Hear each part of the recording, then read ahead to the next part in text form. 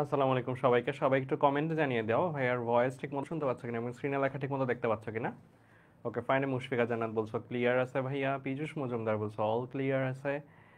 ওকে।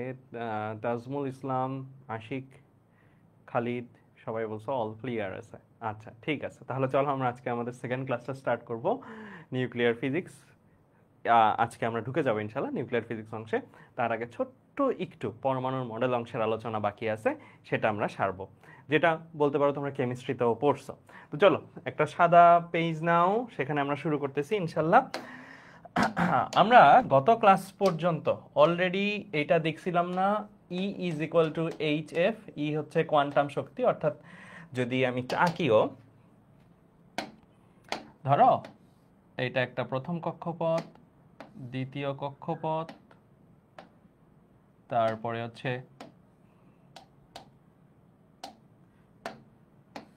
এটা ধরো তৃতীয় কক্ষপথ, এরকম করে আরেকটা আগে চতুর্থ কক্ষপথ। হ্যাঁ ঠিক আছে। তাহলে এখন এখানে যদি কোনো একটা ধরো এটা একটা ইলেকট্রন আছে, এই ইলেকট্রনটা একটা সুনির্দিষ্ট কক্ষপথে ছিল। আমরা কি করলাম, বাইরে থেকে তরঙ্গ মাধ্যমে তাকে এনার্জি দিলাম, তার কাছে ধরো একটা এনার্জি পাঠাইলাম। এনার্জি পাইলে আমরা কি জানি কি হবে, এই ইলেকট্রন আর তার জায়গায় থাকবে না, এই ইলেকট্রন জাম্প করবে। জাম্প করে ধরো সে এই কক্ষপথে চলে আসছে। সে আগে প্রথম কক্ষপথে ছিল, এটা লিখে দিই। আগে সে ছিল ধরো এন আই হচ্ছে, এন আই মিনস আদি কক্ষপথের নাম্বার হচ্ছে 1, পরে 1 2 3 4 চতুর্থ কক্ষপথে ধরে চলে গেছে। শেষ কক্ষপথকে এন এফ দিয়ে আমরা প্রকাশ করি, ফাইনাল যেহেতু এফ, চতুর্থ কক্ষপথে চলে গেছে। তো এই ঘটনাটাতে কি পরিমাণের শক্তি সে গ্রহণ করছে, শোষণ করছে, সেই পরিমাণগুলো আমরা বের করতে পারি কিভাবে, এই সূত্র দ্বারা বের করতে পারি। এই সূত্রটাকে আমরা আবার এইরকম ভাবেও লিখতে পারি না, এইচ সি বাই ল্যামডা, কারণ আমরা জানি C is equal to F lambda ওখান থেকে। এখন এইটার সাথে গত ক্লাসে আমি তোমাদের একটা সূত্র লিখে দিছিলাম, এই সূত্রটা আর এইচ প্রাইম দিয়ে বলছিলাম 1/ni স্কোয়ার বিয়োগ 1/nf স্কোয়ার। এটা কি আদি কক্ষপথের নাম্বার, এটা শেষ কক্ষপথের নাম্বার, আর এটা কি ছিল রিডবার্গের ধ্রুবক। বাট কেমিস্ট্রির যে রিডবার্গের ধ্রুবকটা শিখে আসছো সেটা না বলছিলাম। এটার মানটা কত ছিল, এটার মানটা কত ছিল,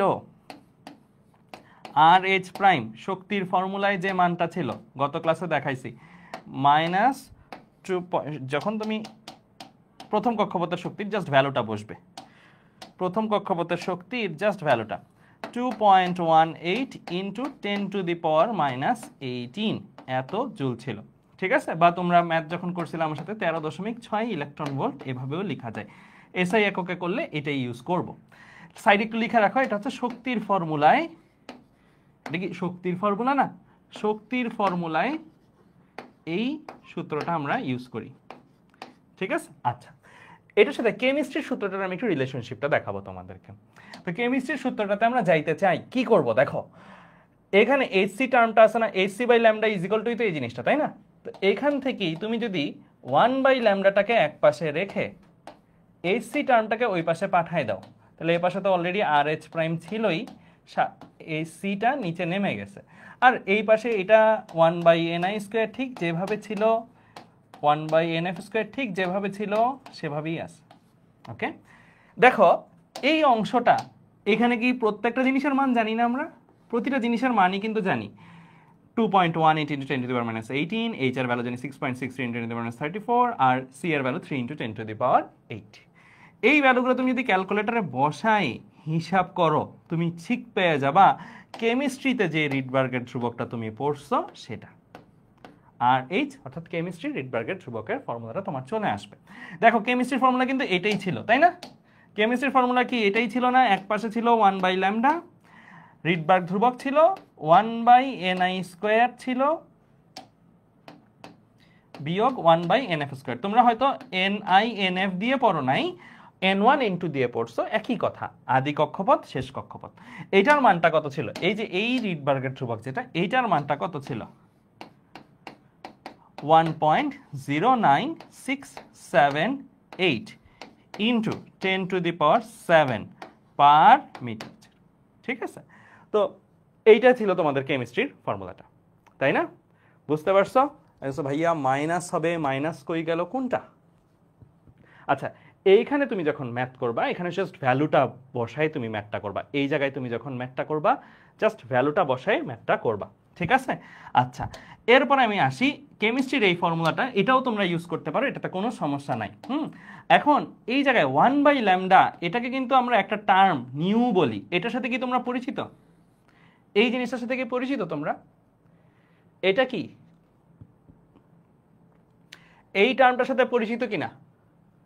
একজন বলছো ভাইয়া ভুল হইছে 10967 হবে। ভাইয়া তুমি যেটা বলছো সেটা হচ্ছে পার সেন্টিমিটার ইউনিটে, পার সেন্টিমিটার ইউনিটে। এটা হচ্ছে কোন ইউনিটে লিখছি? এটা আমি লিখছি হচ্ছে পার মিটার ইউনিটে, পার মিটার ইউনিটে ভ্যালুটা এটা।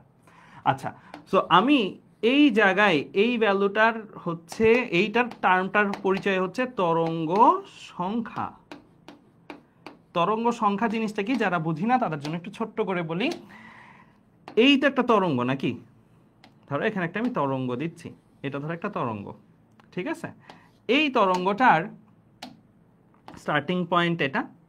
তো আমরা এইগুলোকে কি বলি? তরঙ্গ শীর্ষ বলি, তরঙ্গপাত বলি। তরঙ্গ এইটা থেকে এই পর্যন্ত ডিসটেন্স মানে একদম বরাবর, এইটাকে আমরা কি একটা তরঙ্গ দৈর্ঘ্য বলি, ছোটবেলার পড়াশোনা।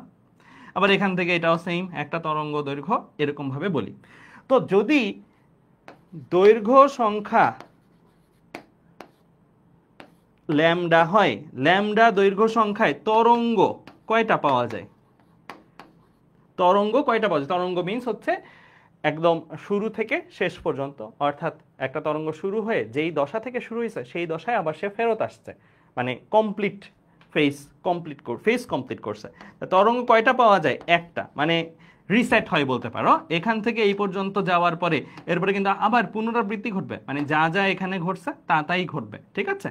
তাহলে এই অংশটাকে আমরা বলছি তরঙ্গ সংখ্যা। তরঙ্গ সংখ্যা কয়টা পাওয়া যায়? একটা। 1 মিটার দৈর্ঘ্যে, এটা হচ্ছে ল্যামডা পরিমাণ দৈর্ঘ্যে তরঙ্গ সংখ্যা পাওয়া যায় 1। তাহলে 1 মিটার পরিমাণ দৈর্ঘ্যে বা একক পরিমাণ দৈর্ঘ্যে তরঙ্গ সংখ্যা কতটুকু পাওয়া যাবে? 1/λ।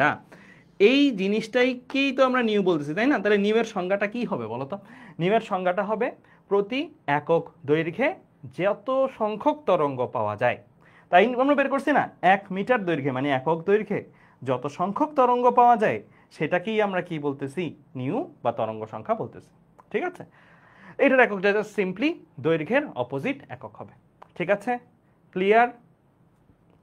ওকে ঠিক আছে, তাহলে আমরা এই পর্যন্ত বুঝলাম, এভাবে আমরা করতে পারবো। এখানে যে ভ্যালুগুলো আছে এগুলাই তোমরা লিখে রাখো। এখন ফিজিক্সে যদি ম্যাথ আসে, অনেকেরই ডাউট ভাইয়া আমি এই সূত্রটা দিয়ে করব, মানে এটা দিয়ে করব নাকি এটা দিয়ে করব? অপশন দুইটাই আছে। কেমিস্ট্রিতে আসলে এটাই ব্যবহার করতে সাজেস্ট করবো, কারণ কেমিস্ট্রিতে এই সূত্রটা সেরকম আলাদাভাবে উল্লেখ নাই। কিন্তু ফিজিক্সে তুমি দুইভাবেই করতে পারবা, ঘটনা একই, কোনো পার্থক্য নাই। আচ্ছা তাহলে চলো আমরা এই জিনিসটা কাজে লাগাই। তোমাদেরই পরিচিত কেমিস্ট্রির একটা জিনিস আমি একটু দেখাবো। কেমিস্ট্রি তোমরা অলরেডি এই জিনিসটা করছো, এই জিনিসটার সাথে পরিচিত। Lyman series, Balmer series, Paschen Brackett Pfund series, এইগুলো সবাই পড়ছো, বাট এখানেও আমাদের ফিজিক্সও একটু করে এই আলোচনাটা লাগবে এমসিকিউর জন্য, দ্যাটস ওয়াই আমি দেখাই দিচ্ছি। আমরা প্রথমত সিরিজটির সব বাদ, আমি তোমাদের জাস্ট সিম্পলি এই জায়গায় তাকানো দরকার নেই, জাস্ট এইখানে তাকাও। এনআই ভ্যালু দেওয়া আছে। এনআই মানে কি? আদি কক্ষপথ, মানে একটা ইলেকট্রন আগে কোন কক্ষপথে ছিল। আগে ধরো দ্বিতীয় কক্ষপথ, তৃতীয় কক্ষপথ, চতুর্থ বা এরকম অসীম পর্যন্ত যে কোনো কক্ষপথে যদি ইলেকট্রন থাকে, এবং সেই ইলেকট্রনটা যদি প্রথম কক্ষপথে নেমে আসে, কয় নাম্বার কক্ষপথ? 1 নাম্বার কক্ষপথে যদি নেমে আসে, তাহলে দেখো জিনিসটা কি হয়েছে? উচ্চ শক্তি স্তর থেকে নিম্ন শক্তি স্তরে আসছে। এই ভ্যালুগুলো কি একের চেয়ে বড় না? একের চেয়ে বড়, মানে দ্বিতীয় থেকে একে আসছে, অথবা তৃতীয় থেকে একে আসছে, উচ্চ থেকে নিম্নতে আসছে। উচ্চ থেকে নিম্নতে যদি আসে তাহলে শক্তির কি হবে? বিকিরণ না শোষণ? কোনটা হবে শক্তির? একজন বলছো আসাদুজ্জামান বলছো বিকিরণ, পিঙ্কি বলছো বিকিরণ। হ্যাঁ, শক্তি শোষণ করলে হচ্ছে নিম্ন থেকে উচ্চতে যায়, আর শক্তি বিকিরণ করলে হচ্ছে উচ্চ থেকে নিম্নতে নেমে আসে। তো এখানে শক্তির বিকিরণ ঘটবে। এখন যদি তোমাকে বলে এই বিকিরণটা কত, এই বিকিরণটা কত সেটা তোমাকে বের করতে যদি বলে, তাহলে তুমি তো কেমিস্ট্রির ফর্মুলা বা ফিজিক্সের ফর্মুলা যেটা দিয়ে হোক তুমি এই ল্যামডাটা বের করতে বলে বের করতে পারবা না? কেমিস্ট্রির মতন করেই যদি করো বের করা যাবে কি না? এনআই এর ভ্যালু জানো? এনএফ এর ভ্যালু জানো? ধরো 2 এর জন্যই চিন্তা করলা তুমি, এই দুই দ্বিতীয় কক্ষপথ থেকে প্রথম কক্ষপথ আসছে, এন আই এর ভ্যালু 2, এন এফ এর ভ্যালু 1, আর এইচ এর ভ্যালু বসাই, এই যে একটু আগে যে ফর্মুলাটা আমরা লিখলাম এই ফর্মুলা মাফিক তুমি এইটা ধরো করলা বসাই ল্যামডা বের করতে পারবা কিনা? পারা যাবে? পারা যাবে ইজিলি। আমি আর করে দেখাচ্ছি না, এটা তোমরা ইজিলি পারবা। বাট এই জায়গায় ভ্যালুগুলো নিয়ে আমরা একটু চিন্তা করব। আমি একটু ভ্যালুগুলো লিখি। প্রথমত তুমি যদি এন আই এর জায়গায় কত বসাও 2, এন এফ এর জায়গায় যদি 1 বসাও, তুমি যে ভ্যালুটা পাবা সেটা হবে 122। কোন এককে ভাইয়া? ন্যানোমিটার এককে। ন্যানোমিটার এককে তুমি এটার ভ্যালু পাবা 122। তুমি বসায় দেখতে পারো, বসায় দেখে এরকম একটা ভ্যালু আসবে, হিসাবের ব্যাপার জাস্ট 122 আসবে। এটা কিসের জন্য? 2 থেকে 1-এ যাওয়ার জন্য। একইভাবে আমি যদি 3 থেকে 1-এর জন্য করি, মানে এন আই এর ঘরে 3 বসাইলাম, এন এফ এর ঘরে 1 যদি বসাই, তাহলে এই ভ্যালুটা আসবে তোমার 103। এরকম ভাবে তুমি যদি আবার ধরো এন আই এর ঘরে 4 বসাও, এন এফ এর ঘরে 1 বসাও, তাহলে তুমি যে ভ্যালুটা পাবা এটা হবে 97। এরকম করে তুমি ভ্যালু 5-এর জন্য বসায় বের করতে পারবা। এরকম করে বের করে করে তুমি ভ্যালুগুলা লিখতে থাকতে পারবা।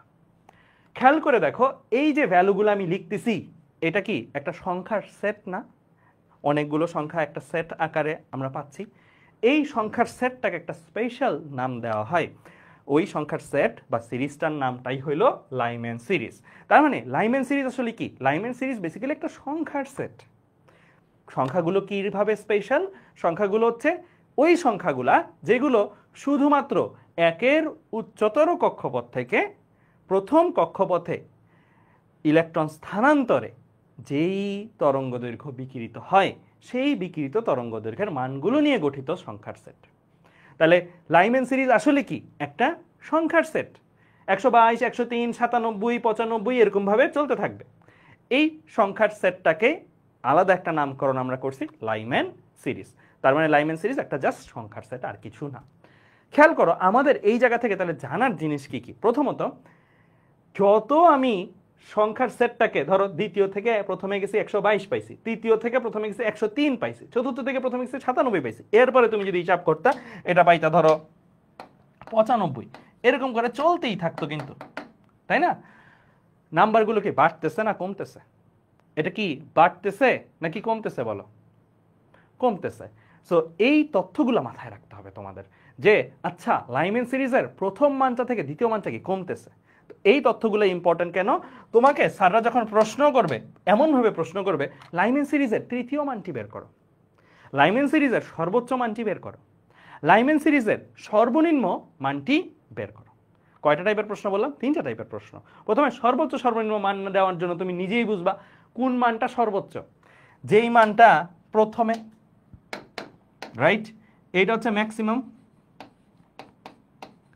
আর যত তুমি সামনের দিকে যাবা তত তুমি কি মিনিমামের দিকে চলে যাবে। তাহলে প্রথম মানটা সর্বোচ্চ, অর্থাৎ দ্বিতীয় কক্ষপথ থেকে যখন প্রথম কক্ষপথে আসে তখনই লাইম্যান সিরিজের সর্বোচ্চ মানের তরঙ্গদৈর্ঘ্যটা বিকিরিত হয়।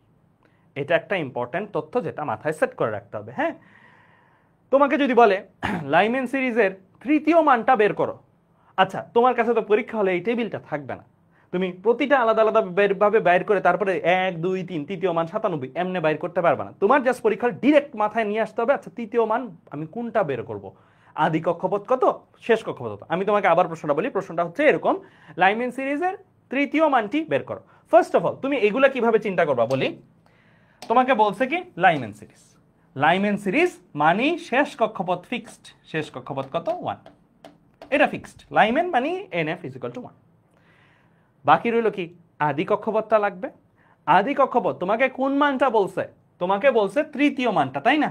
তোমাকে যদি তৃতীয় মান বলে তাহলে NF তো ফিক্সড, NF যা হবে তৃতীয় মান বলছে তাহলে 3 যোগ হবে। এটা একটা সূত্রের মতনই মনে রাখতে পারো। তৃতীয় মানের জন্য চতুর্থ মান যদি বলতো তাহলে আদি কক্ষপথটা বের করা লাগতো। আদি কক্ষপথ NI = কত? NF এর মান যা যোগ 4, চতুর্থ মান বললে 4, তৃতীয় মান বললে 2। তাহলে দেখো তোমাকে যদি তৃতীয় মান বলে লাইম্যান সিরিজ তাহলে তুমি কি করবা? লাইম্যান মানে NF = 1, আদিটা লাগবে।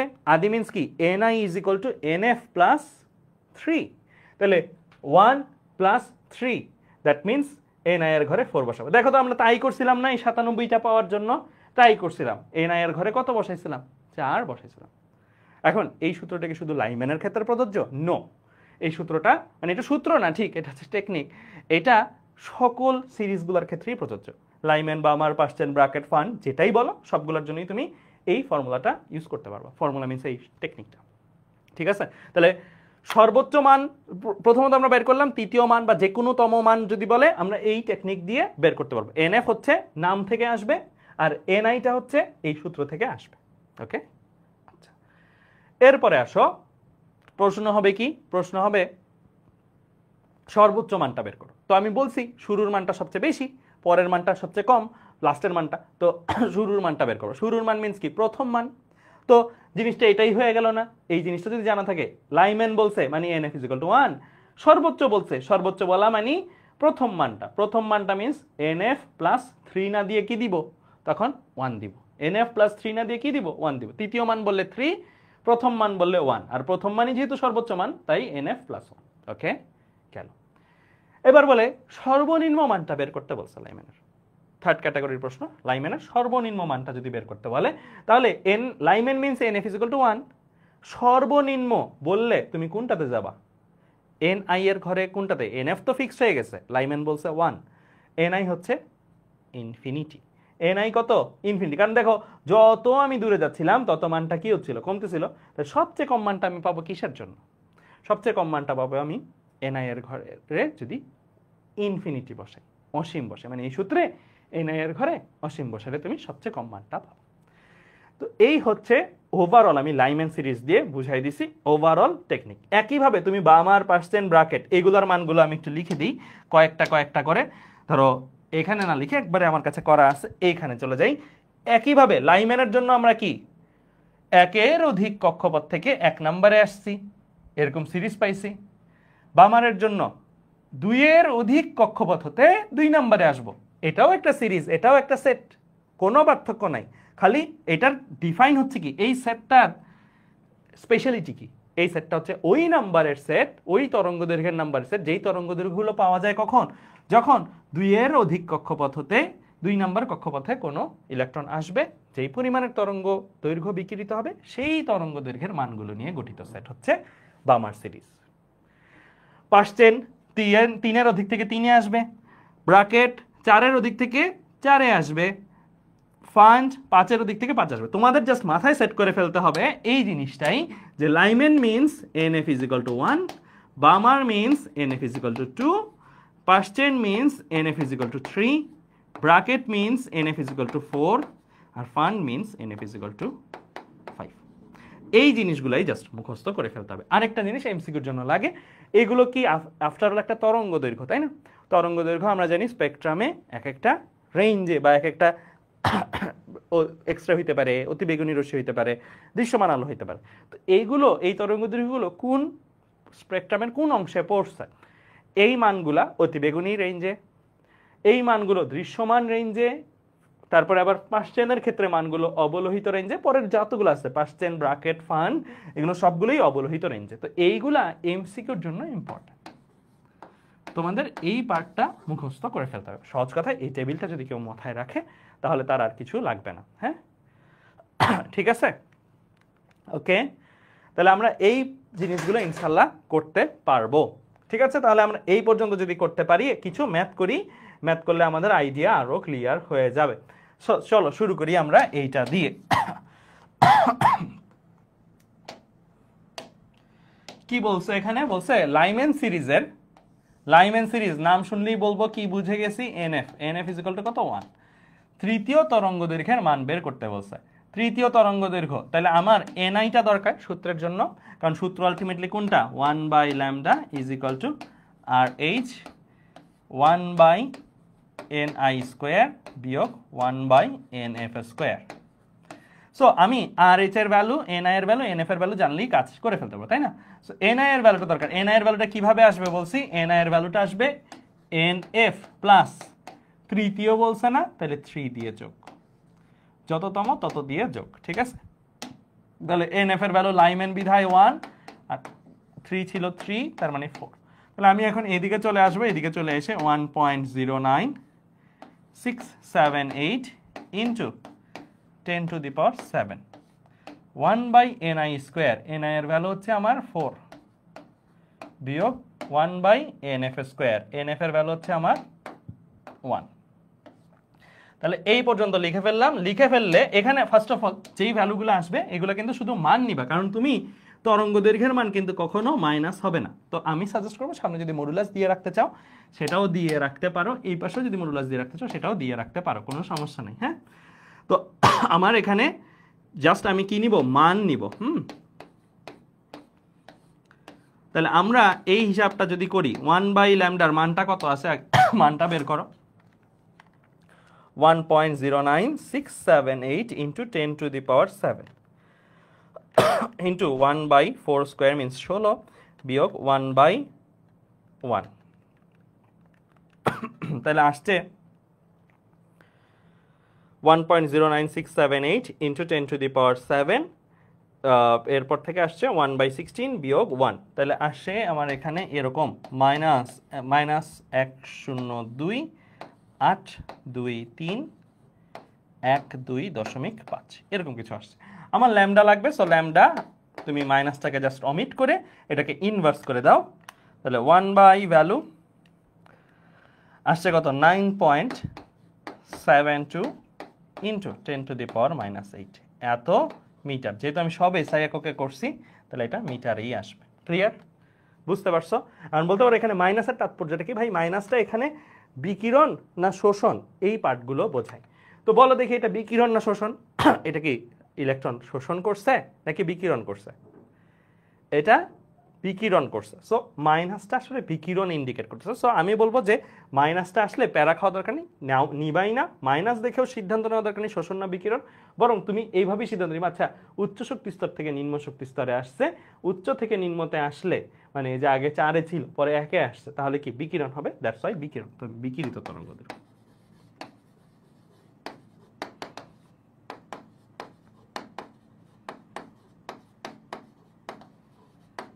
ঠিক আছে, ওকে ফাইন। তাহলে আমরা এই জিনিসগুলো ইনশাল্লাহ করে ফেলতে পারবো। আচ্ছা, এরপরে আসি আরেকটা ম্যাথ। এই ম্যাথটা সবাই একটু করি, চলো আমরা সবাই এই ম্যাথটা একটু করি। ওকে, কি বলছে, নিউ 1 নিউ 2 নিউ 3 যথাক্রমে লাইম্যান সিরিজের কম্পাঙ্ক, এখানে কিন্তু নিউ দিয়ে প্রকাশ করলো এটা তরঙ্গ সংখ্যা না, এটা কম্পাঙ্ক ইন্ডিকেট করতেছে, বলে দিচ্ছে স্যারটা। নিউ 1 কে কি বলছে, নিউ 1 হচ্ছে আমার লাইম্যান সিরিজের সর্বোচ্চ কম্পাঙ্ক। নিউ 2 কে কি বলছে, নিউ 2 কে বলছে আমার লাইম্যান সিরিজের প্রথম লাইনের কম্পাঙ্ক, মানে প্রথম মানটা। হ্যাঁ, নিউ 3 কে কি বলছে, নিউ 3 কে আমার বলছে বামার সিরিজের সর্বোচ্চ কম্পাঙ্ক হলে নিউ 3 কে নিউ 1 ও নিউ 2 এর মাধ্যমে প্রকাশ করতে। ঠিক আছে, তিনটা জিনিস আলাদা আলাদা জিনিস, তিনটাকে আমার নিজেদের মধ্যে রিলেশনশিপটা প্রকাশ করতে হবে। তো প্রথমে আমি নিউ 1 নিয়ে কাজ করি। হ্যাঁ, সো নিউ 1 জিনিসটা আসলে কি, নিউ 1 জিনিসটা হচ্ছে লাইম্যান সিরিজের সর্বোচ্চ কম্পাঙ্ক। Lyman series means NF decided হয়ে গেল 1, এনআই কত, এনআই আদিটা কত হবে, সর্বোচ্চ বলছে, সর্বোচ্চ হলে বলো কোনটা, প্রথম মানটা, সর্বোচ্চ কি প্রথম মানটা। কিন্তু বাবা আমরা পড়ছি তরঙ্গ দৈর্ঘ্য দিয়ে, এটা কি তরঙ্গ দৈর্ঘ্য, এটা কি তরঙ্গ দৈর্ঘ্য না, কম্পাঙ্ক। তরঙ্গ দৈর্ঘ্য আর কম্পাঙ্কের রিলেশনশিপটা কি মনে আছে? এই যে আমরা পড়ছি যে সূত্র C = F ল্যামডা। তরঙ্গ দৈর্ঘ্য আর কম্পাঙ্কের রিলেশনশিপটা কি যদি লিখি তাহলে ব্যস্তানুপাতিক না, ব্যস্তানুপাতিক। তাহলে যখন তুমি তরঙ্গ দৈর্ঘ্য সর্বোচ্চ পাবা তখন তোমার কম্পাঙ্ক কি সর্বনিম্ন আসা উচিত। যখন তোমার তরঙ্গ দৈর্ঘ্য সর্বনিম্ন পাবা তখন তরঙ্গ দৈর্ঘ্য সর্বোচ্চ, মানে কম্পাঙ্ক যখন সর্বোচ্চ তরঙ্গ দৈর্ঘ্য তখন সর্বনিম্ন, কম্পাঙ্ক যখন সর্বনিম্ন তরঙ্গ দৈর্ঘ্য তখন সর্বোচ্চ। আমাকে সর্বোচ্চ কম্পাঙ্ক বাইর করতে হবে। আমি সর্বোচ্চ তরঙ্গ দৈর্ঘ্যের জন্য শিখছি প্রথম মান, তাহলে সর্বোচ্চ কম্পাঙ্কের জন্য কি কোনটা নিতে হবে, যেটা তরঙ্গ দৈর্ঘ্যের জন্য সর্বনিম্ন মান ছিল। তরঙ্গ দৈর্ঘ্যের জন্য সর্বনিম্ন মান কোনটা, তরঙ্গ দৈর্ঘ্যের জন্য সর্বনিম্ন মান হচ্ছে অসীমেরটা। সো তোমার এখানে এটা ডিসিশনটা নিতে হবে কি অসীম। কেন? তুমি তরঙ্গ দৈর্ঘ্যের সর্বনিম্ন মানটা চিন্তা করতেছো আসলে, কারণ কম্পাঙ্কের সর্বোচ্চ মান তখনই পাওয়া যাবে যখন তরঙ্গ দৈর্ঘ্যের সর্বনিম্ন মান হচ্ছে। সো এই জায়গায় ভুল করা যাবে না। অনেক ক্ষেত্রে আমরা হ্রাসে থাকি, দ্রুত করতে যে খেয়াল করি না কম্পাঙ্ক বলছে নাকি তরঙ্গ দৈর্ঘ্য বলছে। আমি এই জিনিসগুলো মনে রাখতাম কিভাবে, আমার দুইটা সেপারেটলি মনে রাখার দরকার নাই, আমি শুধু তরঙ্গ দৈর্ঘ্যটা মনে রাখবো, কখন তরঙ্গ দৈর্ঘ্য সর্বোচ্চ, কখন তরঙ্গ দৈর্ঘ্য সর্বনিম্ন। কম্পাঙ্কের বিষয়টা যখন বলবে জাস্ট উল্টায় দিব, মানে জাস্ট ইনভার্স করে দিব। দুইটা সেপারেটলি মুখস্থ করতে গেলে তুমি ভুল করে ফেলবা, ঠিক আছে? সো আমি কিন্তু এই ম্যাথটা করার সময় আমি খেয়াল করছি যে আচ্ছা তরঙ্গ দৈর্ঘ্য সর্বনিম্ন লাগবে, তরঙ্গ দৈর্ঘ্য সর্বনিম্ন কখন, আমি কম্পাঙ্ক চিন্তাই করি নাই, প্রথমেই আগে চিন্তা করছি সর্বোচ্চ কম্পাঙ্ক, তার মানে সর্বনিম্ন তরঙ্গ দৈর্ঘ্য, সর্বনিম্ন তরঙ্গ দৈর্ঘ্য কখন, এখন। ওকে, আচ্ছা তাহলে আমরা এখন এই জায়গায় যদি হিসাব করি, হিসাব করলে আমার কি আসবে 1 বাই, আচ্ছা নিউ দিয়ে হিসাব করি,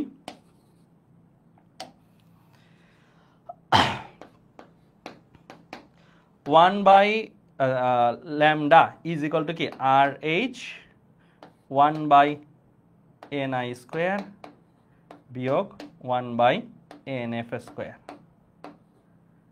ঠিক আছে, আমার কি ল্যামডা নিয়ে কাজ নাকি নিউ নিয়ে কাজ? নিউ নিয়ে কাজ। নিউ এর সূত্রটা বানাই ফেলি, চলো নিউ এর এই সূত্রটা বানাই ফেলি। কিভাবে বানানো যায়? এখান থেকেই দেখো, এফ যদি লাগে, এফ মিন্স নিউ আর কি, এফ আর নিউ এখানে একই, হ্যাঁ। এফ যদি লাগে, এফ ইজ ইকুয়াল টু কি আসবে সি বাই ল্যামডা না? তো এখানে উভয় সাইডে সি দিয়ে গুণ দিয়ে দাও, সি দিয়ে গুণ দিয়ে দাও, এখানেও একটা সি দিয়ে গুণ দিয়ে দাও, এখানে একটা সি দিয়ে গুণ দিয়ে দাও, তাহলে এটা কি হয়ে গেল সি বাই ল্যামডা চলে আসছে না? সি বাই ল্যামডাটাকেই তুমি কি বলতে পারো নিউ। তাহলে nu 1 is equal to C R H 1 by N I square, N I এর ভ্যালু বসাই দাও ইনফিনিটি, বিয়োগ 1 by N F square, N F এর ভ্যালু বসাই দাও 1 স্কোয়ার। ঠিক আছে, ক্লিয়ার? আচ্ছা তাহলে এখন এইটা যদি হিসাব করো, হিসাব করলে দেখো কত আসতেছে, nu 1 is equal to C R H 1 by ইনফিনিটির ভ্যালু আমরা জানি 0 বিয়োগ 1 মিন্স এখানে আসবে কি 1 by N F square N I square, এখানে আসবে হচ্ছে এই রকম একটা জিনিস, জাস্ট ভ্যালু দিয়ে চিন্তা করলে সি আর এইচ, তাই না? এই জিনিসটাই তো আসতেছে, তাই না? তোমাদের কি তাই আসছে? মিলছে? এই পর্যন্ত বুঝছো? এই পর্যন্ত যা করাইছি, এই পর্যন্ত যা করাইছি সেটা বুঝছো কিনা আমাকে বলবা। বোঝা গেছে? ওকে, আমি এখানে কিন্তু জাস্ট ভ্যালু নিয়ে কাজ করবো ভাইয়া, হ্যাঁ, জাস্ট ভ্যালু নিয়ে। তোমরা বলতে পারো ভাই মাইনাসটা দিলেন না যে, জাস্ট ভ্যালুটা নিয়ে কাজ করবো, কারণ কম্পাঙ্ক তরঙ্গ দৈর্ঘ্য এগুলো মাইনাস হবে না, এগুলোর জাস্ট ভ্যালুটা নিয়ে আমরা কাজ করব। ঠিক আছে, আচ্ছা মাইনাসটা প্লাসটা কি বুঝায় এটা তো আমি তোমাদের আগেই বলছি। ওকে, তো এটা গেল। এরপরে আমি আসি এইটা ডান, সেকেন্ডটা হচ্ছে আমার নিউ টু। নিউ টুটা কখন? লাইম্যান সিরিজের প্রথম লাইনের কম্পাঙ্ক। সো লাইম্যান সিরিজ মিন্স এনএফটা আবারও ফিক্সড হয়ে গেল 1। প্রথম লাইন বলছে, প্রথম লাইন বললে আমি কি করব? প্রথম লাইন বললে আমি এন আই এর জায়গায়, মানে দ্বিতীয় থেকে জাস্ট প্রথমটাতে আসছে, তাহলে এন আই এর জায়গায় বসাবো কত 2, মানে প্রথম মানটা চাইছে, একদম প্রথম মানটা। ঠিক আছে, তাহলে এখন আমার সূত্র আবার সেই আগের, nu two is equal to একবারে লিখতেছি ভাইয়া সি আর এইচ, কারণ সি আর এইচই আসবে ultimately 1 by N I square, N I এর জায়গায় হচ্ছে 2 স্কোয়ার বিয়োগ 1 by N F square, N F এর জায়গায় হচ্ছে 1। ঠিক আছে, তাহলে নিউ টু কত আসে? নিউ টু আসে আমার 1 বাই 4 বিয়োগ 1, তাহলে 3 বাই 4 আসবে, হ্যাঁ, আর মডুলাস দিয়ে রাখিও সাইনটা, তাহলে 3 বাই 4 সি আর এইচ। ঠিক আছে, 1 বাই 4 বিয়োগ 1, দ্যাট মিনস 3 বাই -3/4, মাইনাসটা নিয়ে নেই কারণ এটা কম্পাঙ্ক বের করতেছি আমরা। একইভাবে আমরা বের করে ফেলি, চলো নিউ 3টা। নিউ 3টা কে? নিউ 3টা বলছে বামার সিরিজ বললে আমার এন এফ কত? এন এফ ভাইয়া 2। সর্বোচ্চ কম্পাঙ্ক বের করতে বলছে, সর্বোচ্চ কম্পাঙ্ক। আমি তাহলে সর্বোচ্চ কম্পাঙ্ক মানে কি বুঝবো? সর্বনিম্ন তরঙ্গ দৈর্ঘ্য। সর্বনিম্ন তরঙ্গ দৈর্ঘ্য কখন পাওয়া যায়? যখন এন আই ইনফিনিটি হয়। ঠিক আছে, আমি এভাবে তরঙ্গ দৈর্ঘ্যের মাধ্যমে চিন্তাটা করলাম। এবার আবার সূত্রটা লিখি, সূত্রটা কি? Nu 3 is equal to C R H 1 by N I square বিয়োগ 1 বাই এন এফ স্কোয়ার। ঠিক আছে, তো এখানে ভ্যালুগুলোই বসাই দিই একবার। ভ্যালুগুলা কত? ভ্যালুগুলো হচ্ছে ni এর ভ্যালু হচ্ছে ইনফিনিটি স্কোয়ার, আর এটা হচ্ছে 2, ইনফিনিটি স্কোয়ারকে ইনফিনিটি বলতে পারি। তাহলে আলটিমেটলি এখানে মডুলাস দাও, তাহলে নিউ 3 আসে কত? নিউ 3 আসে CRH, এটা আসবে 0 মাইনাস 1/4, মাইনাস তো নিব না তাই শুধু 1/4। হ্যাঁ, তো 1/4 CRH কেমন? এখন আমার জাস্ট রিলেট করতে হবে, মানে এর সাথে এর সম্পর্কটা বের করতে হবে। ঠিক আছে, খেয়াল করো, আমি 1/4 টার্মটাকে কি এইভাবে লিখতে পারি, 1 বিয়োগ 3/4 লিখতে পারি। কারণ আমি কেন এইভাবে লিখলাম, কারণ আমার এখানে সহগ হচ্ছে কত 1, এখানে সহগ হচ্ছে কত 3/4। হ্যাঁ, সো আমি এই দুইটাকে আনতে চাচ্ছি, সো এটা একটা উপায় হতে পারে, বা তুমি যে কোনোভাবে করো একই রকমই আসবে। আর CRH যেটা থাকতো, CRH সেটা সেই রকমই থাকলো। তাহলে এখন সুবিধাটা হইল কি, আমি এই জিনিসটাকে CRH গুণ দিয়ে দিলাম 1 এর সাথে, তাহলে CRH বিয়োগ দেখি 3/4 CRH। তাহলে বাম পাশে আমার কি ছিল, নিউ 3 ছিল, নিউ 3 ইজ ইকুয়াল টু এই জিনিসটা আসছে। তাহলে নিউ 3 কে আমরা কি বলতে পারি, এইটা আসলে কে, নিউ 1, রাইট? এইটা আসলে কে, এই পুরো 3/4 CRH, এটা আসলে কি, নিউ 2। তাহলে এই হচ্ছে তোমার রিলেশনশিপ, এই হচ্ছে তোমার রিলেশনশিপ। একদম বলছে ভাইয়া সি আসলো কেন ভাইয়া, এটা কি, এটা হচ্ছে কম্পাঙ্ক। আমরা সূত্র শিখছিলাম মেইনলি এটা, আমরা 1/λ ইজ ইকুয়াল টু, মানে নীল কালার দিয়ে চতুর্থ লেখা আছে, আমি সি দিয়ে গুণ দিছি কেন, আমার কম্পাঙ্কে যাওয়া লাগতো, আমার ম্যাথটা হচ্ছে কম্পাঙ্কের। সো আমি সূত্র শিখছি তরঙ্গ দৈর্ঘ্য দিয়ে, এটাকে কম্পাঙ্কে নিছি। কিভাবে নিছি, কারণ আমি জানি কম্পাঙ্ক is equal to C by তরঙ্গ দৈর্ঘ্য। সো আমি যদি 1/λ আমার এখানে অলরেডি ছিলই, আমি যদি বোথ সাইডে সি দিয়ে গুণ দিই, তাহলে c/λ বাম পাশে আসে, আর c/λটাকে কিন্তু আমি কম্পাঙ্ক বলে ফেলতে পারি। বুঝছো? ক্লিয়ার? ভাইয়া ইলেকট্রন যেখানে আসবে সেটা এন ফাইনাল কোনটা, ইলেকট্রন যেখানে যাবে সেটা হচ্ছে NF, মানে এন ফাইনাল। ইলেকট্রন যেখান থেকে যাবে সেটা হচ্ছে আদিটা। সো তুমি এভাবে মনে রাখো না, NI, আই এর ফুল টার্মটা কি, ইনিশিয়াল, ইনিশিয়াল মিন্স আদি। NF, এফ এর ফুল টার্মটা কি, ফাইনাল, ফাইনাল মিন্স শেষ, যেখানে যাচ্ছে। ঠিক আছে, ওকে ফাইন, তাহলে আমরা এই পর্যন্ত বুঝে গেলাম। এবার টুকটাক কিছু কেমিস্ট্রির পড়া, আমরা আইসোটোপ, আইসোটোন, আইসোবার, আইসোমার এই টার্মগুলো জানি, একটু রিক্যাপ করব ছোট্ট করে, যেহেতু ফিজিক্সেও আছে, এটা ফিজিক্সও এটা এমসিকিউ রূপে আসতে পারে। আমি এভাবে মনে রাখতাম আইসোটোপ, আমি মনে হয় তোমরা সবাইও এভাবেই মনে রাখছো, কেমিস্ট্রিতেও এভাবেই পড়ায় স্যাররা। সো আইসোটোপ, আইসোটোন, এগুলো আলটিমেটলি কি, দুইটা পরমাণু, দুইটা পরমাণুর মধ্যে যদি কোনো একটা জায়গায় সিমিলারিটিস থাকে, তাহলে ওই দুইটা পরমাণুকে পরস্পর পরের হয়তো আইসোটোপ, আইসোটোন, আইসোবার বা আইসোমার বলবো। দ্যাট মিনস কিছু সিমিলারিটিস থাকবে, কিছু ডিসিমিলারিটিস থাকবে দুইটা পরমাণুর মধ্যে। সো যদি দুইটা পরমাণুর প্রোটন সংখ্যা, আমরা জেড দিয়ে কি বুঝাই, প্রোটন, প্রোটন সংখ্যা সেম হয়, বাট ভর সংখ্যা, নিউট্রন সংখ্যা আলাদা হয়। যেমন কি, যে এখানে দেখো কোবাল্টের ক্ষেত্রে 27, প্রোটন সংখ্যা সেম, ভর সংখ্যা আলাদা। তাহলে এইটাকে, এই স্যাম্পলটাকে, এই স্যাম্পলের কি বলবো আমরা, আইসোটোপ বলবো। সো আমি এভাবে মনে রাখতাম, আইসোটোপ PP একটা ভাব আছে, দ্যাট মিনস প্রোটন, মানে আইসোটোপ তখনই হবে একজন আরেকজনের যখন তাদের মধ্যকার প্রোটন সংখ্যা সেম। আবার একইভাবে আইসোটোন কারা কিভাবে হয়, আইসোটোন এন একটা ভাব আছে, এটাকে আমরা বলতো নিউট্রন। নিউট্রন যদি সেম হয় দুইটা স্যাম্পলের, তাহলে এরা পরস্পরের কি হিসেবে বিবেচিত হবে, আইসোটোন হিসেবে বিবেচিত হবে। এই যে দেখো এখানে 14 বিয়োগ 7, কারণ নিউট্রন কেমনে বের করে, ভর সংখ্যাকে পারমাণবিক সংখ্যা দিয়ে ভাগ দিয়ে, 14 বিয়োগ 7, নিউট্রন সংখ্যা হচ্ছে ওর 7।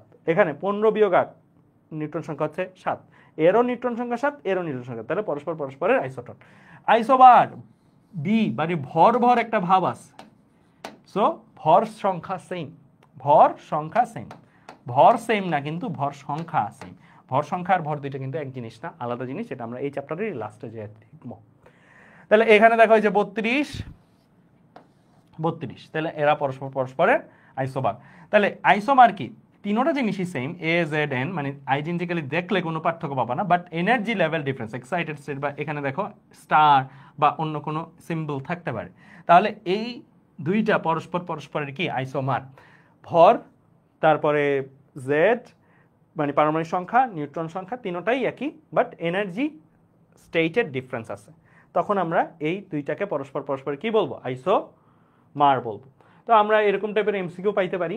দুইটি মৌলকে আইসোটোন বলা হবে যদি তাদের কি হয়, যদি তাদের ভর সংখ্যা একই, মানে আইসোটোন দ্যাট মিনস নিউট্রন সংখ্যা একই থাকবে, বাট ভর সংখ্যা বা অন্যান্য জিনিসগুলো আলাদা হবে।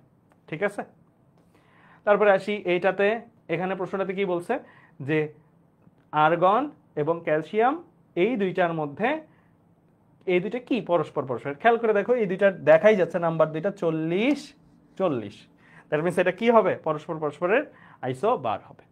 ঠিক আছে, তাহলে আমরা এই টাইপের এমসিকিউস গুলা করে ফেলতে পারবো।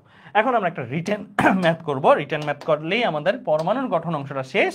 এরপরে আমরা সরাসরি চলে যাব হচ্ছে আমাদের নিউক্লিয়ার ফিজিক্স অংশটাতে, মানে অ্যাকচুয়াল ফিজিক্সটা শুরু হবে জাস্ট এই ম্যাথটার পর। এই ম্যাথটা একটু তুলে ফেলো সবাই, ফাস্ট একটু দ্রুত তুলে ফেলবা এই ম্যাথটা। আমি একটু বলে দিচ্ছি কি বলতেছে। 20 ইলেকট্রন ভোল্ট শক্তি বিশিষ্ট একটি ইলেকট্রনের সঙ্গে একটি হাইড্রোজেন পরমাণু ধাক্কা লাগার ফলে পরমাণুটি উচ্চতর শক্তিতে উদ্দীপিত হলো এবং ইলেকট্রনটির গতি কমে গেছে।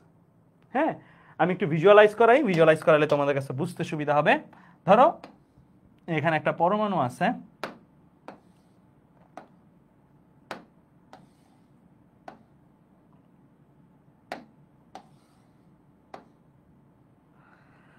ওকে, একটা ইলেকট্রন আছে।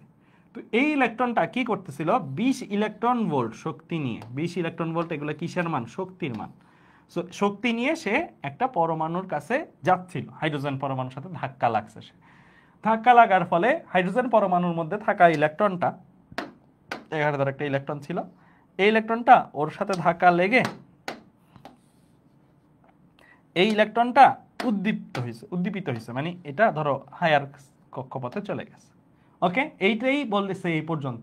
এবং ইলেকট্রনটির গতি কমে গেছে, মানে এই যে ইলেকট্রনটা ধাক্কা খাইছে, তো ইলেকট্রনটার গতি কমে গেছে। পর মুহূর্তে এই পরমাণুটা থেকে 1216 অ্যাংস্ট্রম তরঙ্গ দৈর্ঘ্য বিশিষ্ট একটা ফোটন বের হয়েছে। আমি তোমাদের গত ক্লাসেই বলছিলাম, একটা ইলেকট্রন মানে এই যে হাইড্রোজেন পরমাণুর ইলেকট্রনটা, যেটাকে আমি গোলাপ মেজেন্টা কালার দিয়ে দিছি, এইটা কি পার্মানেন্টলি চলে যাবে নিম্ন থেকে উচ্চ কক্ষপথে?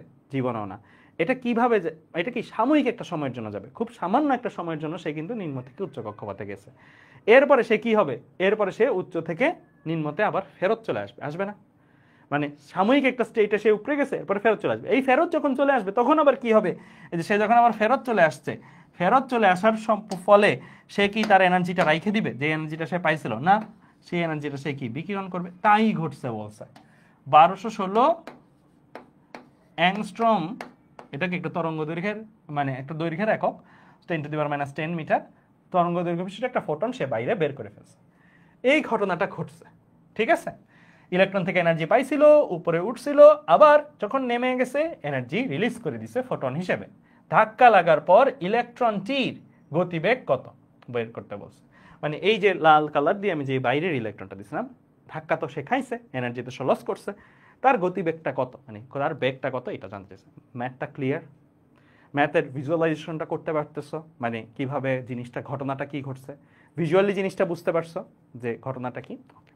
তাহলে তোমার হাফ কাজ শেষ। তুমি যদি ভিজুয়ালি জিনিসটা বুঝতে পারো ঘটনাটা কি ঘটছে, তোমার হাফ কাজ শেষ। তোমার কাছে জানতে চাইছে বেসিক্যালি ও ধাক্কা খাওয়ার পরে, ও ধরো লেটস সে ও যাবে সোজাই, তো আমি একটু এখানে এরকম করে দিলাম, ও ধাক্কা লাগার ফলে ও কত বেগ নিয়ে চলে যাচ্ছে, এটা তোমার কাছে জানতে চাইছে। ঠিক আছে, ওকে। তাহলে আমরা এই ম্যাথটা যদি করতে চাই, খেয়াল করো, ফার্স্ট অফ অল যেই ইলেকট্রনটা ধাক্কা খাইলো, মানে বাইরে থেকে এসে, সেই ইলেকট্রনটার কি দেওয়া আছে, এটা একটা শক্তির ভ্যালু দেওয়া আছে, তাই না?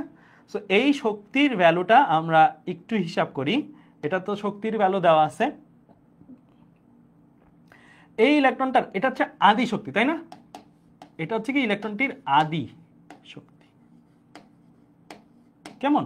এই আদি শক্তিটা কত দেওয়া, 20 ইলেকট্রন ভোল্ট। 20 ইলেকট্রন ভোল্টটা আমরা যদি একটু, আমরা যেহেতু ম্যাথগুলো এসআই এককে করতে চাই, এসআই এককে নিই। এসআই একক কিভাবে নেয়, 20 × 1.6 × 10⁻⁹ তাহলে আমার এটা কিসে চলে আসবে, জুলে চলে আসবে। তো জুলে দেখি আমরা কত আসে, 20 ইন্টু 1.6 ইন্টু 10⁻⁻19 আমার আসতেছে 3.2 ইন্টু 10⁻⁻18। জাস্ট আমি কিছুই করি নাই, একক কনভার্সন করছি।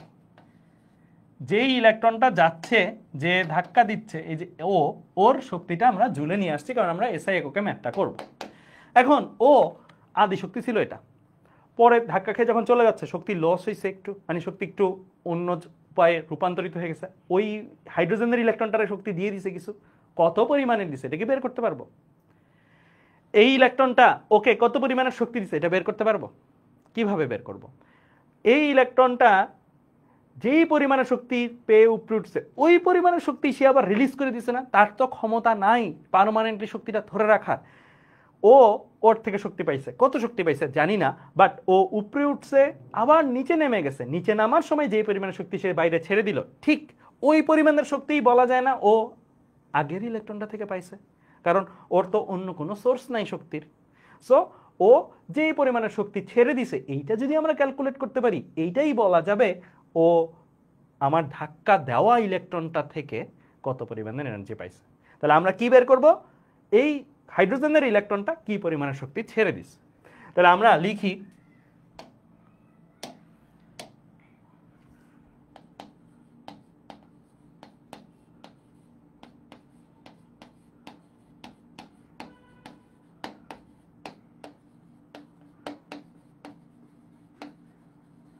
হাইড্রোজেনের ইলেকট্রনের বিকিরিত শক্তিটা কত, এটা লিখি। ঠিক আছে, হাইড্রোজেনের ইলেকট্রনের বিকিরিত শক্তির ভ্যালুটা কি হবে ভাইয়া? এটাকে ধরো আমরা ই দিয়ে প্রকাশ করি, ই দিয়ে, ই ইজ ইকুয়াল টু কি কি দেওয়া আছে আমার, শুধু ল্যামডা দেওয়া আছে। তাহলে E equal to H C by lambda দিয়ে বের করতে পারবো। তাহলে এইচ এর ভ্যালু কত, 6.63 ইন্টু 10⁻⁻34, সি এর ভ্যালু কত, 3 ইন্টু 10⁸, আর ল্যামডার ভ্যালু কত, ল্যামডার ভ্যালু হচ্ছে আমার 1216। এটাকে আমি মিটারে নিতে চাই, মিটারে নেয় কিভাবে, 10⁻10 দিয়ে গুণ দিতে হয়। অ্যাংস্ট্রমের ভ্যালুকে 10⁻10 দিয়ে গুণ দিলে মিটারে চলে যায়। হ্যাঁ, কারণ 1 metre is equal to 10⁻10, sorry 1 metre is equal to 10⁻10 angstrom, 1 angstrom is equal to 10⁻10 metre. ঠিক আছে, তাহলে আমরা এটা হিসাব করি, কত আসে, 6.63 into 10⁻34 into 3 into 10⁸ divided by 1216 into 10⁻10। তাহলে আসে কত আমার, 1.63 ইন্টু 10⁻18 এত জুল। তাহলে এই এনার্জিটাই আবার কি বলা যায়, এই এনার্জিটাই আসলে কে, এই যে আমার ইলেকট্রন, অর্থাৎ এই যে এই ইলেকট্রনটা, এই ইলেকট্রন থেকে প্রাপ্ত শক্তি বলা যায় না। মানে হাইড্রোজেন পরমাণুর এই পরিমাণের ইলেকট্রনটা এই পরিমাণের শক্তিটাই কি করছে,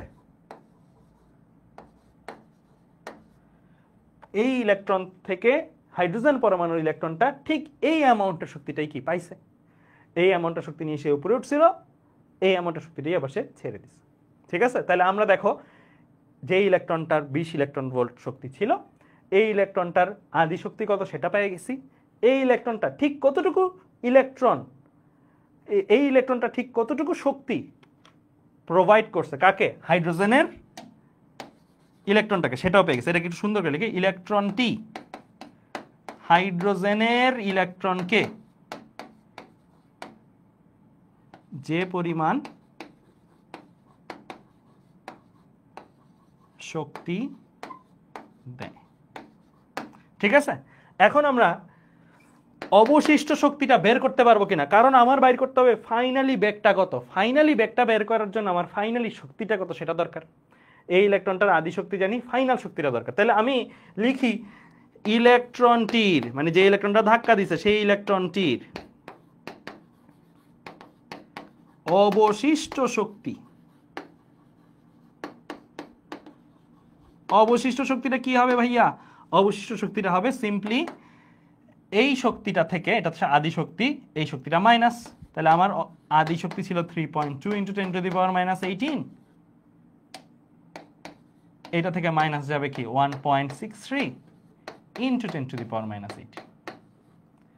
তাহলে এই দুইটা জিনিস যদি মাইনাস যায় তাহলে আমার কি চলে আসবে, অবশিষ্ট শক্তিটা চলে আসবে 3.2 × 10⁻18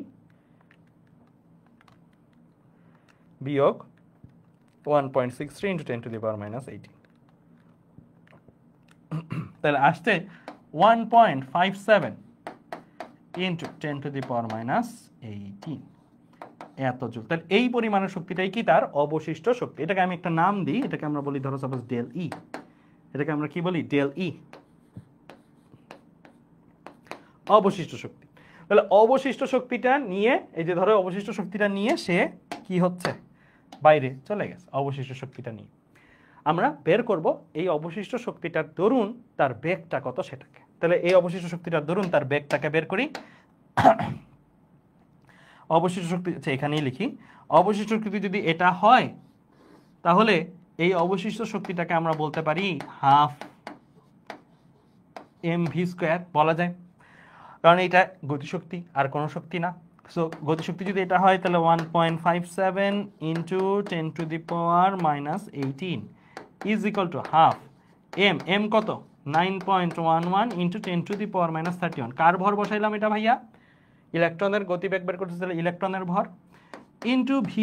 আমার টার্গেট হচ্ছে এই ভিটাকে বের করা, ভিটাকে বের করা যাবে না, আরামসে বের করা যাবে। সো ভিটা আমরা বের করি 1.57 × 10⁻18 into 2 divided by 9.11 × 10⁻31। তাহলে আসে কত, আসছে হচ্ছে আমার যেটাই আছে এটা আবার রুট করতে হবে কিন্তু ভাইয়া, কারণ আমি তো এটা স্কোয়ার বের করছি। তাহলে আমার আসছে ফাইনালি 1.85 × 10⁻6 এত মিটার পার সেকেন্ড। তুমি কিন্তু গুণ করে তারপরে আবার রুট করে দিতে হবে ভ্যালুটাকে, কারণ v² এর ভ্যালু বের করবা না, তো তুমি বের করবা v এর ভ্যালু। সো v এর ভ্যালু আমরা বের করলাম 1.85 × 10⁻6 মিটার পার সেকেন্ড। তাহলে এই হচ্ছে আমার যে ইলেকট্রনটা আসছে, যে ধাক্কা খাওয়ার পরে কত বেগে সে চলে যাবে সেই বেগটা আমরা বের করে ফেলছি। ক্লিয়ার, বুঝতে পারছো? ওকে, ঠিক আছে, এই পর্যন্ত আমরা বুঝে গেলাম। এবার আমাদের মেইন আলোচনা শুরু। এখন আমরা চলে যাব পরমাণুর মডেল শেষ, আমরা এখন নিউক্লিয়ার ফিজিক্সে চলে যাব। সো নিউক্লিয়ার ফিজিক্সে যাচ্ছি ভাইয়া। নিউক্লিয়ার ফিজিক্স বা নিউক্লিয়ার পদার্থবিজ্ঞান এই অংশটা একদম আদি ঘটনা দিয়ে শুরু করি, মানে হিস্ট্রিটা কীরকম ছিল। বিজ্ঞানী হেনরি বেকরেল, তোমরা অনেকে নাম শুনে থাকতে পারো, বিজ্ঞানী হেনরি বেকরেল একটা এক্সপেরিমেন্ট করতেছিল, নিউক্লিয়ার ফিজিক্সের এক্সপেরিমেন্ট না, মানে সে ইউরেনিয়াম পরমাণু নিয়ে একটা এক্সপেরিমেন্ট করতেছিল। তো ইউরেনিয়াম পরমাণু সে যখন একটা এক্সপেরিমেন্ট করতেছিল, এর চারপাশে ফটোগ্রাফিক প্লেট ছিল সামহাউ। সেখানে ফটোগ্রাফিক প্লেট কি এটা যদি জানতে চাও, এটা বেসিক্যালি ফটো মিন্স আলো, আলোর প্রতিক্রিয়ায় ওইটার মধ্যে কিছু রিয়াকশন ঘটে, ওই প্লেটটার মধ্যে তুমি কিছু অস্পষ্ট ভাব বা আবছা আভা মানে কিছু একটা তৈরি হয়, মানে এটা যে আলোর সাথে রিয়াক্ট করছে ওইটা বোঝা যায়। ফটোর সাথে সেন্সিটিভ জিনিসটা ফটোগ্রাফিক প্লেট। ওকে, তো এই ফটোগ্রাফিক প্লেট আর ইউরেনিয়াম পাশাপাশি ছিল। তিনি অবজার্ভ করলেন যে ইউরেনিয়ামের সাথে যে ফটোগ্রাফিক প্লেটটা ছিল এটা এক্স্যাক্টলি ওই পিকচারটাই, মানে এটা কিন্তু এক্স্যাক্টলি বিজ্ঞানী হেনরি বেকরেলের ওই পিকচারটাই। সো তিনি এই রকম কিছু দাগ বা এরকম কিছু আবছা আভা দেখতে পাইছে, ঝাপসা হয়ে গেছে ফটোগ্রাফিক প্লেটটা। সো এখান থেকে আসলে তিনি বুঝতে পারছেন আচ্ছা এখানে তো কোনো আলোর মানে রেডিয়েশন বা এরকম কিছু, ওই সময় তো রেডিয়েশনটা আসেই নাই, বাট এরকম কিছু তো ছিল না, তার মানে ডেফিনেটলি ইউরেনিয়াম কিছু একটা করছে, ইউরেনিয়ামের সাথে ও থাকার ফলে ওর এই জিনিসটা ঘটছে। তো ইউরেনিয়াম তোমরা জানো ভারী মৌল, ভারী মিন্স তার নিউক্লিয়াসটা মধ্যে প্রোটন নিউট্রনের কাউন্ট অনেক বেশি তুলনামূলক অন্যান্য পরমাণুগুলোর চেয়ে। সো পরবর্তীতে তিনি বুঝতে পারছেন এইখানে যে নিউক্লিয়াসটা ছিল, ইউরেনিয়াম যেহেতু একটা ভারী নিউক্লিয়াস বিশিষ্ট মৌল, সেই নিউক্লিয়াসটার থেকে কিছু রেডিয়েশন বা কিছু আলো আসছে যেগুলো আমরা খালি চোখে দেখতে পারি না, এরকম টাইপের কিছু আলো আসছে, আইসে এই ফটোগ্রাফিক প্লেটটাকে প্লেটটার সাথে রিয়াক্ট করছে। ওইখান থেকে এই ধারণাটা আসছে যে আচ্ছা ভারী মৌলগুলোর নিউক্লিয়াস থেকে রেডিয়েশন আসে, অর্থাৎ ভারী মৌলগুলোর নিউক্লিয়াসটা স্টেবল না এবং সেটা ভেঙে সেটা থেকে কিছু বের হইতে পারে।